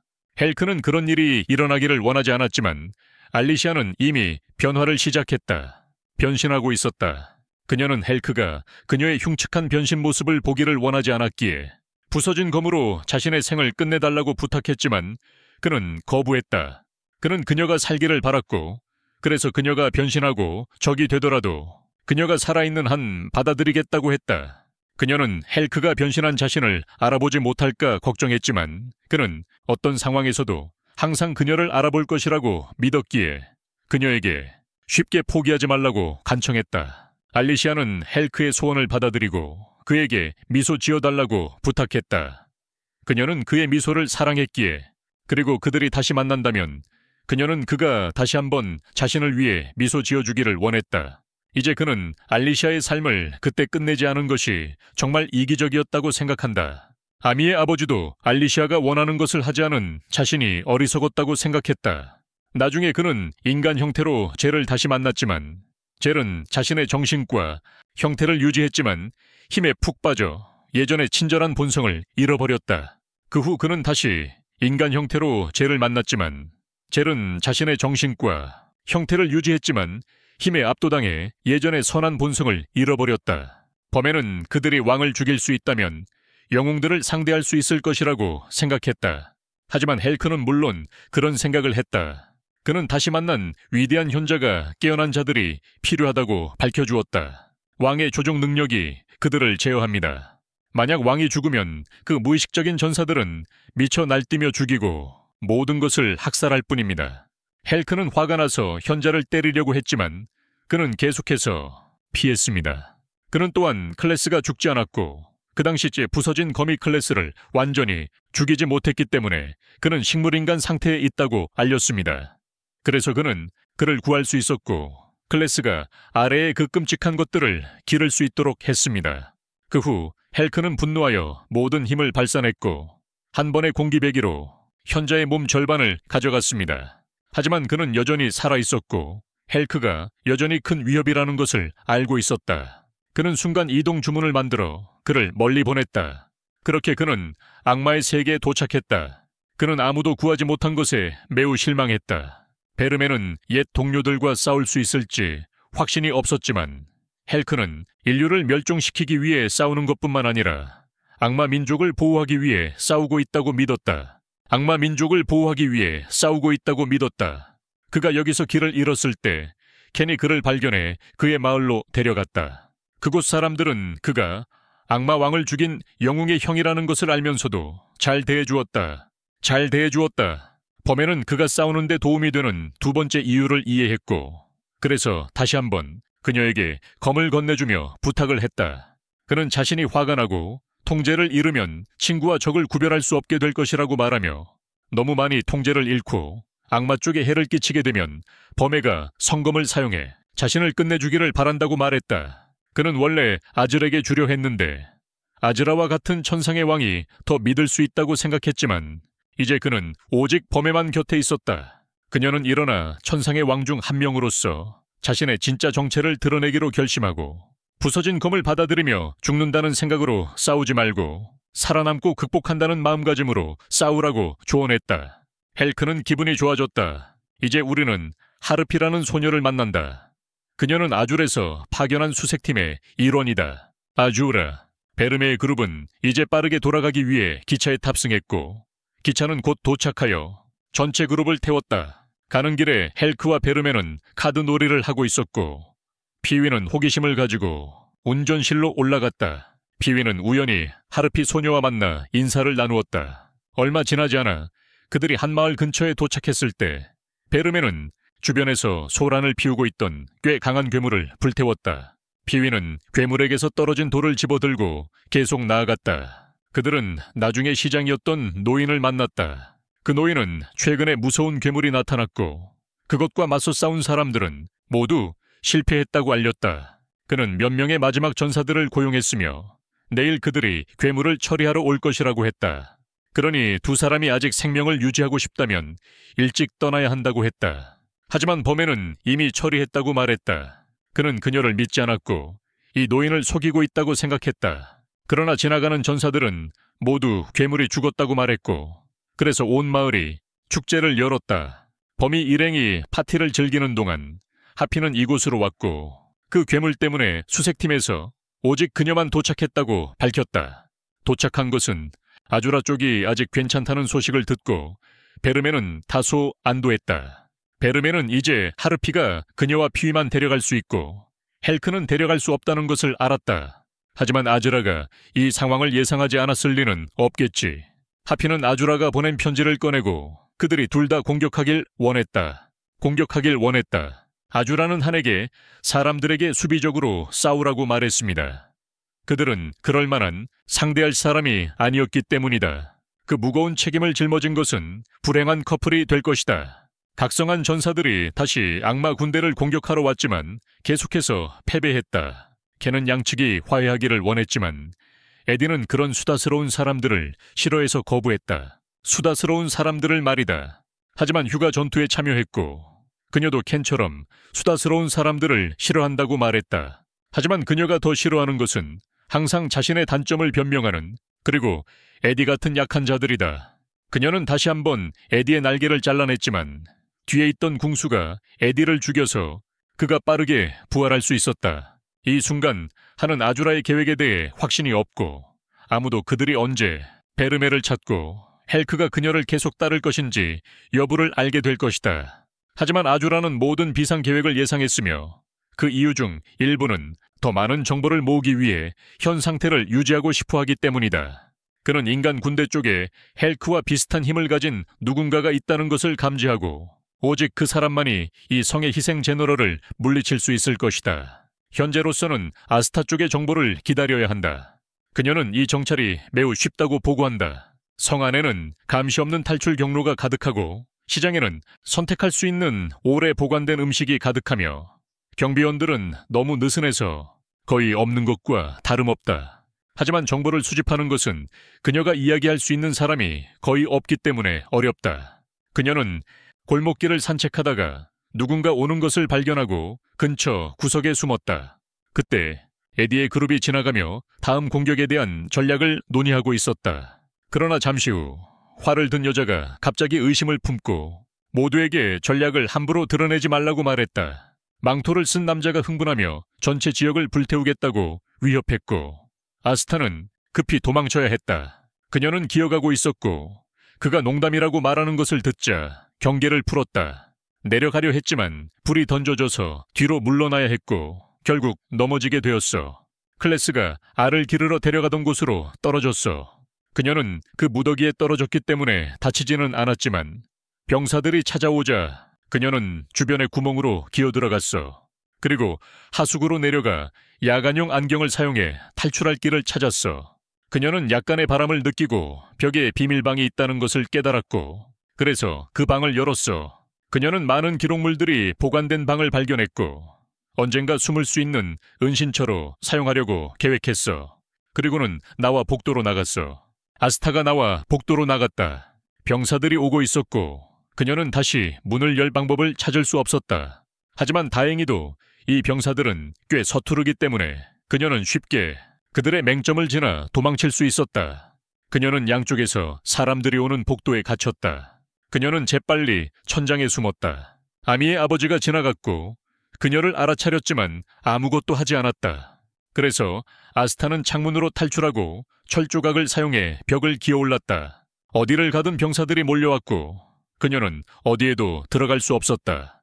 그리고 밖의 병사들이 그녀를 찾으려 할 때 그녀는 빈 방으로 미끄러져 들어갈 수밖에 없었다. 그러나 그 직후 아미가 그녀를 발견했다. 아미는 그녀가 남자라고 생각하고 어떻게 여기에 들어왔는지 물었다. 아스타는 자신이 외국인이라고 거짓말하며 여기서 길을 잃었다고 말했다. 아스타가 떠나려고 할 때 아미는 그녀가 항상 여기 갇혀 있어서 아버지와만 이야기할 수 있다고 하며 남아달라고 했다. 그때 누군가 간식을 가져왔고 아미는 아스타를 숨기고 군인들로부터 음식을 받았다. 그 후 아미는 아스타가 여성이라는 것을 깨닫고 왜 아스타가 여기 왔는지 궁금해했다. 아스타도 아미가 마치 외부의 전쟁이 진행 중이라는 것을 모르는 것처럼 너무 태평한 이유를 이해하지 못했다. 아스타는 아미가 그렇게 태평할 이유를 이해할 수 없었다. 아미는 외부에서 전쟁이 일어나고 있다는 것을 모르는 것처럼 보였다. 아스타는 그 이유를 알지 못했다. 아스타는 아미에게 커피 한 잔을 부탁했다. 커피가 필요했기 때문이다. 텔레파시를 활성화하기 위해서 아스타는 이야기를 듣고 충격을 받아 뒤로 넘어질 뻔했다. 언니가 너무 무모했기 때문이다. 어쨌든 아스타는 아미를 꽤 신뢰하는 것 같았다. 아미가 대화하는 것을 좋아하는 것을 알았기 때문이다. 아미에게서 정보를 얻을 수 있을 것 같았다. 아스타는 더 많은 정보가 생기면 다시 연락하겠다고 말한 후 연결을 끊었다. 범인은 이제 탐색팀의 나머지 두 사람을 찾아 아즐에게 보고하라고 요청하고 인간들에게 조심하라고 상기시켰다. 이제 다루기 쉽지 않다. 젤의 그룹은 이제 다른 악마 군주의 성을 공격하고 있다. 그들이 기습 공격을 당했지만 이 성은 원래 매우 잘 방어되어 있어서 예상치 못한 상황에 쉽게 대처할 수 있었다. 그래서 그들을 기습하는 것은 어리석었다. 그들의 군인들은 모두 엘리트 부대이기 때문에 인간에게 지지 않을 것이지만 젤은 인간 군대가 대처할 방법이 있다고 확신하고 있다. 그리고 그 직후 남쪽에서 괴물떼에 대한 긴급 뉴스가 전해졌다. 30천 마리의 생물과 함께 그들에게 달려오고 있었고 심지어 새로운 세 개의 괴물들도 있었다. 북서쪽에서도 50천 마리의 괴물이 나타났으니 그래서 장군은 이 괴물들이 인간에 의해 유인되었다는 사실을 깨달았지만 완전히 그렇지는 않았다. 젤이 밝혔기 때문이다. 인간들이 괴물 둥지를 만드는 방법을 찾아냈고 괴물들은 강한 마법이 있는 곳, 즉 독소 방어막이 있는 성들처럼 그런 곳을 공격할 것이라고. 장군은 인간이 그런 고급 마법을 통달할 수 있다는 것을 믿을 수 없었다. 몇 년 전 클래스가 악마왕을 물리치러 갔을 때 젤은 최선을 다해 따라가고자 했다. 젤은 그들이 지금 클래스의 길을 방해할 것이라고 생각한 대사제와 마주쳤다. 그는 지금 그에게 가면 방해가 될 것이라고. 하지만 젤은 클래스를 돕기 위해 자신을 희생할 준비가 되어 있었고 그래서 사제는 젤에게 그가 방금 만든 것을 보여주었다. 그는 금지된 마법을 만들었다고 밝혔고 그러고는 태연하게 소환했다. 몬스터야. 지금은 현재로 돌아와서 제일은 이 성의 군대가 아직도 정말 강하다는 것을 인정해야 했다. 수만 마리의 몬스터들과 싸우면서도 진영을 깨지 않고 있었다. 하지만 이것이 그들의 기회였다. 그 순간 화살 세례가 그들에게 쏟아졌고 이 화살 세례를 명령한 사람은 아즈라였다. 하지만 그 순간 쏟아지는 화살 세례가 그들에게 쏟아졌고 그중 한 명이 이 화살비를 명령한 자는 아주라였다. 인간 군대는 이것을 예상하지 못했기에 이제 마족 군대가 기회를 잡았다. 역습. 그 장군은 인간 군대가 함께 처벌받을 준비를 해야 한다고 선포했습니다. 괴물들. 그러나 제일은 이것이 그들의 의도였음을 밝혔다. 그들은 현자님께서 군대를 이끌고 공격하게 하려고 일부러 아주라를 여기로 유인했습니다. 아주라 일행이 탈환하고 지키기 위해 고군분투했던 성은 오래 사천왕의 부재로 성은 그 어느 때보다 취약해졌다. 하나씩 이곳 최정예 전사들이 패배했습니다. 대머리 남자는 몇 개의 장벽 주문만 시전할 수 있었기 때문에 쉽게 압도당했다. 위대한 성자. 공격이 너무 쉽게 진행되는 것 같았을 때 히우가가 나타나 그의 얼굴에 상처를 입혔다. 그는 그녀가 혼자서는 자신에게 이길 수 없을 거라고 생각했지만 시도해보기 전까지는 알지 못했다. 그는 계속해서 히우가에게 번개를 쏘았지만 그녀는 꽤 잘 피했다. 하지만 그녀가 공격을 하려는 순간 그는 그녀 뒤로 돌아가서 손바닥으로 가격했다. 그러나 그녀는 튕겨져 나와 그의 한 팔을 잡았다. 그는 그녀가 밖에 있는 군인들과는 다르다는 것을 인정했기에 그녀를 진지하게 대할 것이다. 그는 싸우기 위해 칼을 뽑았고 그의 팔이 잘리기도 했지만 그는 그것을 재생할 수 있었다. 하지만 히우가는 그가 자신의 칼도 재생할 수 있다는 것을 예상하지 못했기에 그녀는 패배했다. 그에게 팔을. 그 당시치 다른 사람들과 싸우고 있던 에덴은 휴가가 여기 있다는 소식을 듣고 그녀를 찾으러 달려갔다.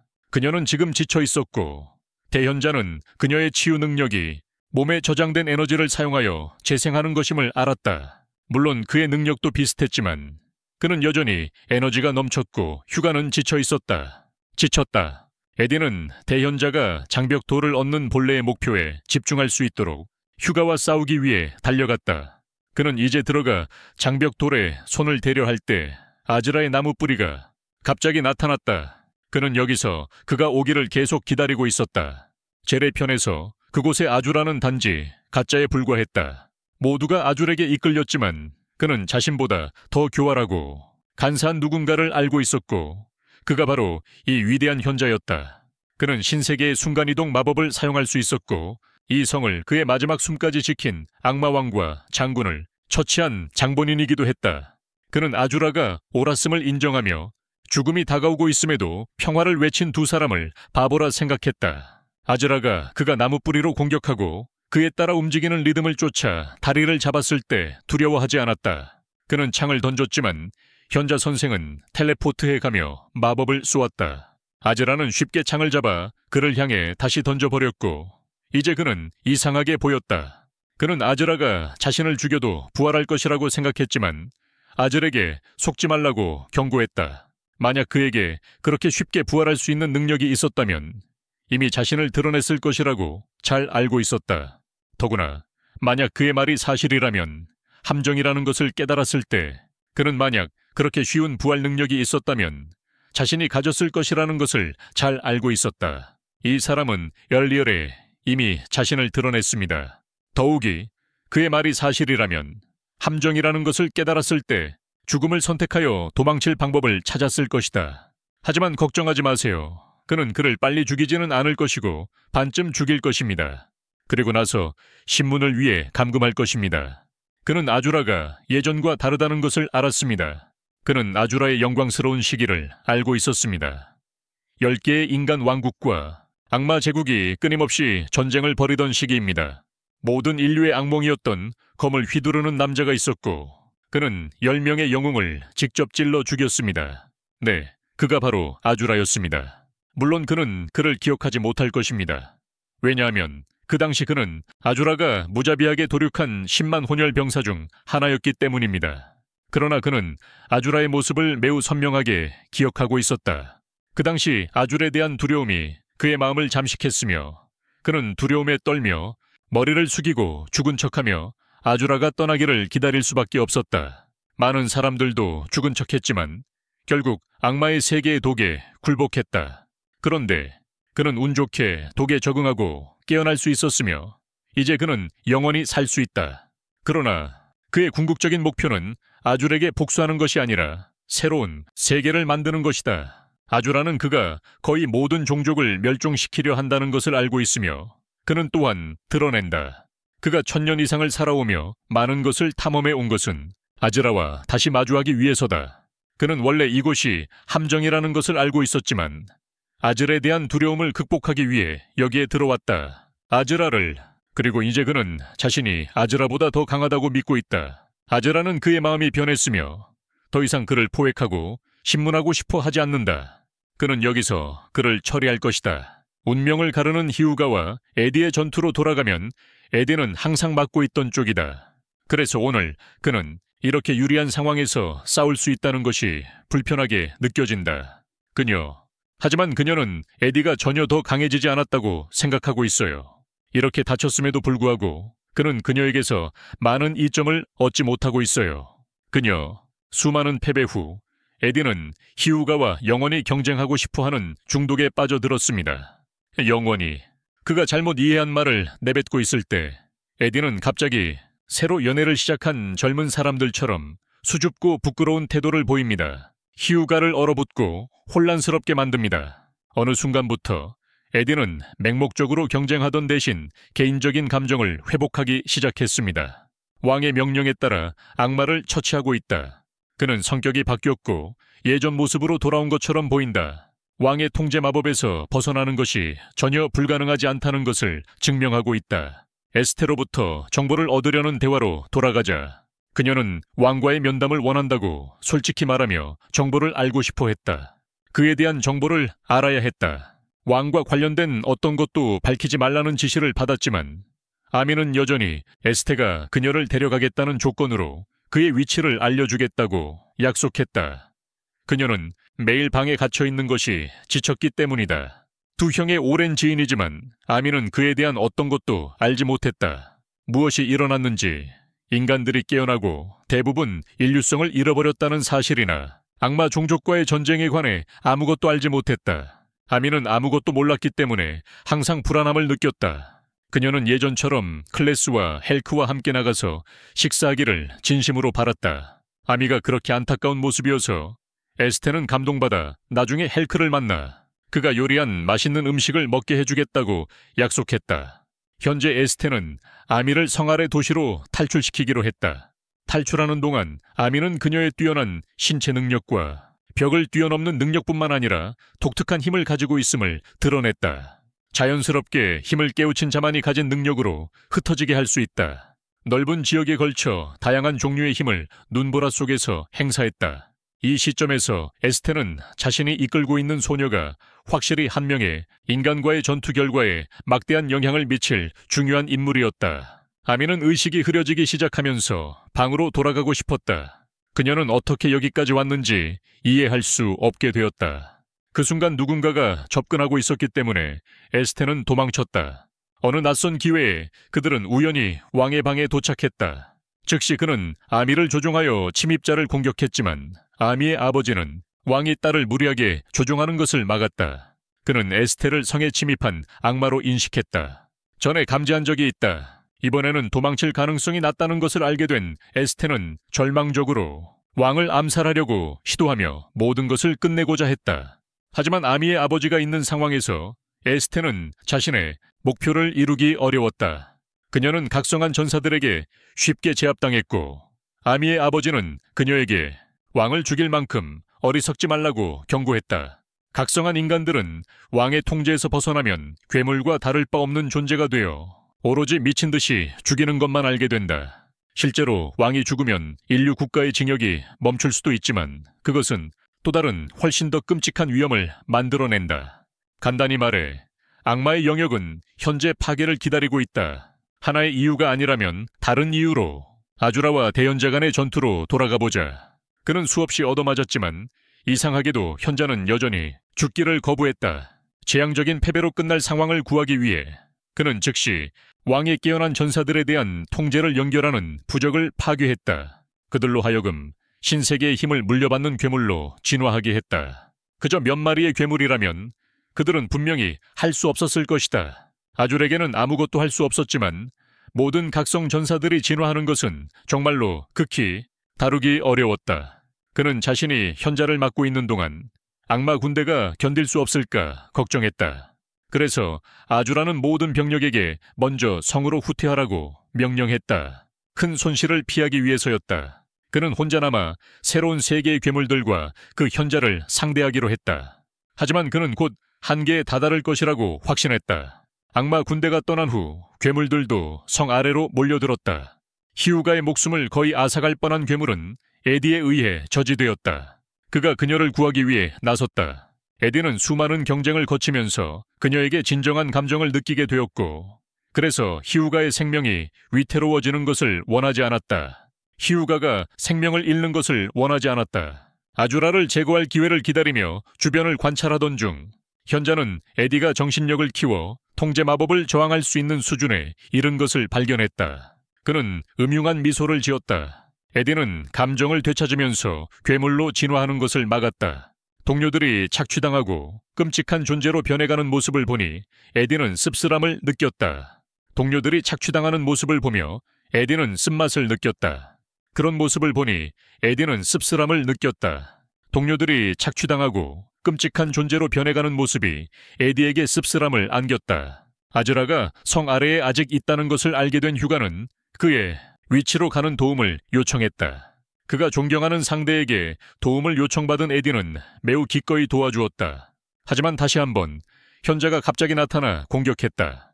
그와 힘을 합쳐도 그를 이길 가능성이 없다는 것을 잘 알고 있던 에디는 휴가에게 먼저 떠나기를 원했다. 현자는 오늘 에디와 이런 상황이 발생할 것을 오래전부터 예상하고 있었고 그래서 특별히 비상계획을 준비해왔다. 그것은 정신력을 지우는 기술이었다. 자신의 목숨을 구해준 사람을 파괴하기 위해 포기할 수 없었던 휴가는 필사적으로 개입하려 했지만 그에게 붙잡혔다. 남아있는 정신력을 발휘하여 에디는 그녀를 구하기 위해 현자의 팔을 자르려고 애썼다. 그 기회를 잡아 휴가는 그를 100조각으로 찔렀다.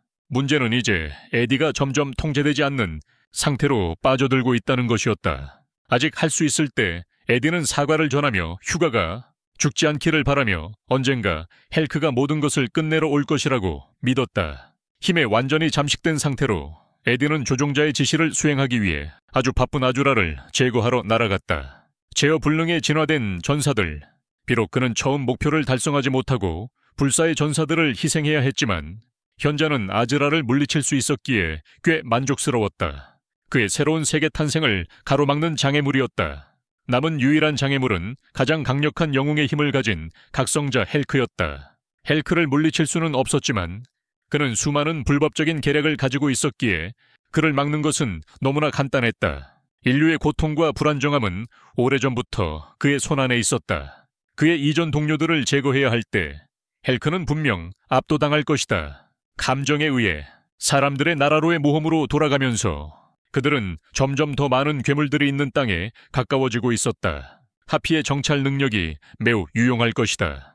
그들은 가까운 미래의 하피에게 크게 의존해야 했기 때문에 그녀는 항상 휴식을 취하고 회복하는 것이 우선이었다. 베르메는 인간 나라의 남부에 있는 군사기지로 가서 더 많은 자원을 모으려고 계획했다. 둘은 힘을 합친다면 반드시 왕을 상대할 수 있을 것이라는 것을 알고 있었다. 하지만 그 이후의 문제는 통제를 잃은 전사들을 처치하는 것이었다. 전사들 앞에는 잔혹한 전투가 기다리고 있었고 비아르메는 에이 쉘치가 모든 것을 혼자 짊어져야 한다고 생각하게 할 수 없었다. 혼자서 모든 것을 짊어져야 한다고. 그래서 버메가 날개 달린 전사들을 처리하기로 자원했고 그에게 임무를 맡겼다. 왕과 현자를 처치하는 임무를. 베르메는 이 일을 본질적으로 헬크가 감정적으로 충격을 받지 않도록 하기 위해 이렇게 한 것입니다. 감정적으로 흔들리지 않도록. 다음날 아침 베르메의 부대가 향하던 기지에는 그들이 있었다. 날개 달린 군대의 기습을 받았다. 베르메의 그룹은 여전히 아무것도 몰랐을 때 갑자기 정찰팀의 한 소녀가 부상을 입고 보고하러 날아왔다. 그 공격의 주동자는 에이미의 아버지였다. 그는 원래 헬크를 찾으러 여기 왔지만 예상치 못하게 이 악마 종족 집단을 발견했다. 그는 대량 학살을 명령하고 생존자를 남기지 말라고 했다. 베르메는 이 전진이 헬크를 겨냥한 것임을 의심했습니다. 인간들도 그를 두려워했고 그가 통제를 잃고 전투에서 밀려나기를 원했다. 전투에서 베르메는 헬크가 미쳐 날뛰는 것을 우려했지만 그래도 그녀는 시도했다. 차분한 마음을 유지하려 했다. 그녀가 헬크가 앞으로 나아갈 준비가 되어 있는 것을 보았을 때 그녀는 그가 괜찮을 것이라고 믿었다. 그날 헬크가 그 악마왕의 성에서 에디를 다시 만났을 때 그는 또한 현자를 만났다. 그래서 그가 그렇게 오랜 시간이 걸린 것이다. 그는 이제 아미의 아버지에게 아즈라의 힘에 감명받았다고 알렸다.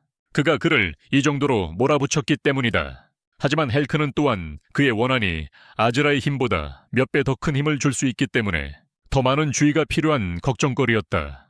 그는 그때 헬크 앞에 나타나 아즈라와 비슷한 추적 기법을 막기 위해 그의 피를 일부 위험을 감수하고 사용해야 했다. 그러므로 아미의 아버지는 헬크를 공격할 위치를 알고 있었습니다. 얼마 후 헬크와 베르메가 군대를 가로막았고 헬크가 앞으로 나섰습니다. 몇 년 전 그와 클래스를 구해준 삼촌은 헬크를 제어 불능 상태로 몰아넣으려고 여기 왔다고 딱 잘라 말했어요. 그를 싸움에서 빼놓았어. 하지만 만약 그가 포기하고 돌아온다면 아무 일도 없을 것입니다.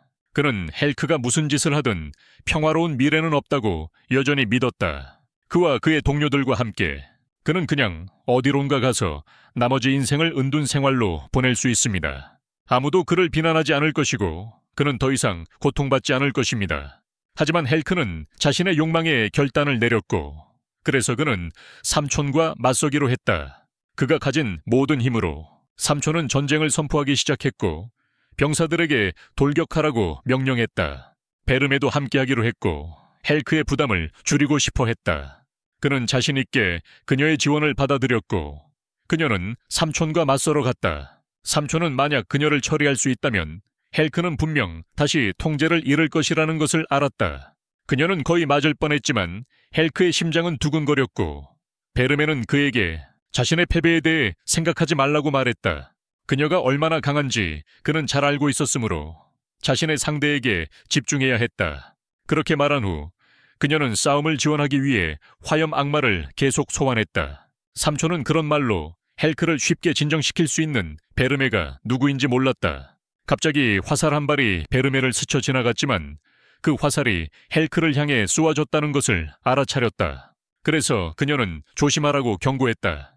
그는 화살을 잡았고 그 화살을 쏜 사람은 분명 친숙한 얼굴이었다. 사람이었다. 그녀는 그 사람이 헬크가 알고 있는 사람이라는 것을 알았고 삼촌은 전사들을 그녀를 노리도록 명령했다. 전사들을 그녀를 노리도록 명령했다. 그래서 그녀는 헬크에게 자신의 일에 집중하라고 말하면서 자신은 괜찮다고 했다. 그녀는 계속 불을 뿜어 전사들을 밀어내며 본능적으로 물러나야 한다고 느꼈다. 그 바로 뒤에 삼촌이 싸움에 개입했기 때문이다. 둘은 헬크를 가장 잘 이해한다고 주장하며 싸웠다. 그 사이 헬크는 그 소녀에게 다가갔다. 그녀는 부러진 검을 뽑아들고 그에게 돌진했고 그는 약속한 대로 입가에 미소를 띠며 그것을 막았다. 그래, 그는 이것이 그의 알리시아라는 것을 인식했다. 삼촌은 베르메에게 현재 전장에서 끊임없이 쏟아지는 검은 오라가 헬크의 절망과 고통, 즉 그가 사랑하는 사람을 자신의 손으로 죽여야 하는 고통이라는 것을 알렸다. 헬크는 알리시아를 위해 모자를 벗고 그날 자신의 이기심에 사과했다. 그는 모든 것을 끝내고 그녀를 해방시킬 것이다. 헬크는 검을 뽑았고 베르메는 헬크가 행동을 취하는 것을 막으려고 달려갔지만 삼촌은 그걸 허락하지 않았다. 그는 그녀가 헬크가 자신의 고통을 끝내도록 행동하게 하고 그 후에 통제력을 잃게 해야 한다고 생각했다. 하지만 베르메는 급히 다가가 진정한 성검을 뽑아 삼촌의 얼굴에 상처를 내고 지나쳤다. 삼촌은 헬크가 검을 악마 종족에게 넘겼다는 것을 깨달았지만 이제는 진정에 있었다. 베르메는 다가가 헬크를 깨우치기 시작했다. 그녀는 헬크와 함께 인류를 구하고 싶었지 멸망시키고 싶지 않았다. 에디와 알리시아 모두 자기 자신을 되찾는 징후를 보였습니다. 대신에 제르처럼 통제력을 잃고 자신을 잃어가는 거야. 그녀는 헬크를 성공적으로 설득했고 이제 편안하게 싸울 수 있었다. 더 이상 걱정 없이 그녀는 마녀가 올바른 선택을 하도록 조언했다고 믿었고 그녀는 믿었어요. 이는 그녀 자신의 선택이었습니다. 만약 그녀가 헬크가 인류를 멸종시키도록 도왔다면 그는 결코 미소 지을 수 없었을 테니까요. 다시 그녀는 그녀가 그들을 구하는데 도움을 줄 경우 헬치는 기뻐할 수 있을 것이고 그것은 또한 그녀의 마음속에서 더 편안함을 느낄 것이다. 삼촌은 그녀의 말이 비현실적이라고 생각했다. 왜냐하면 그 전사들은 구할 수 없는 상태였기 때문이다. 하지만 베르메는 그들이 치유될 수 없다는 증거는 없다고 주장했다. 한 번 효과가 없었다면 여러 번 시도해보라고. 하지만 그는 두 사람에게 성이 함락되었고 아주라가 스스로를 희생했다고 알렸다. 자신을 희생했다. 그의 군대 숫자가 계속 재생산되는 동안 악마 측도 여전히 이 전쟁에서 이길 기회가 있었다. 하지만 베르메는 아주라가 강철 같다고 했으니 그 정도로는 죽지 않을 거라고 했습니다. 그녀는 아주라의 죽음 소식을 수없이 들었지만 매번 그것은 아직 살아있어요. 그녀가 자신의 눈으로 확인하지 않았다면 아주라가 죽었다고 믿지 않았을 것이다. 그리고 실제로 이 순간 아주라는 아직 살아있었기에 베르메는 헬크가 아줄에 대해 걱정할 필요가 없다고 생각했다. 삼촌은 어느 정도 베르메의 정체를 짐작했으며 헬크는 싸움을 위해 나서기로 결심했다. 하지만 그는 돌아서서 떠났고 그들이 아무리 노력해도 언젠가는 모든 것이 무의미하다는 것을 깨닫게 될 것이라고 믿었다. 베르메는 헬크의 결단력을 바꾼 것에 대해 사과했지만 그는 슬프지 않았고 오히려 모두를 구할 희망이 다시 생겼기에 행복했다. 다음날 아침 아즈라가 깨어났고 베르메 측에서는 누군가를 보내 아즐에게 보고하게 하고 그녀는 전날 제일의 군대에 공격당한 성으로 가게 되었다. 아즈라는 이스타로부터 베르메가 안전하다는 소식과 곧 돌아올 것이라는 말을 듣고 기뻤다. 그리고 베르메의 편지에는 남쪽 기지가 파괴된 상세한 내용이 적혀 있었다. 편지. 아즈라는 베르메가 인간을 구하려 한다는 것을 알고 매우 기뻤다. 한편 베르메의 그룹에서는 이미 누군가가 그들을 데리러 와 있었다. 그녀는 아즈라가 어떻게 지내는지 물어보았고 부상을 입었지만 아직 살아있다는 소식을 듣고 안심할 수 있었다. 그녀는 안심할 수 있었다. 버메와 헬크는 완전히 편안했기 때문에 둘 다 마왕의 성으로 안전하게 갈 수 있었습니다. 헬크의 여정은 아직 계속되고 있지만 이는 앞으로 출시될 2부에서 다룰 예정입니다. 지금은 안녕, 다시 만나요.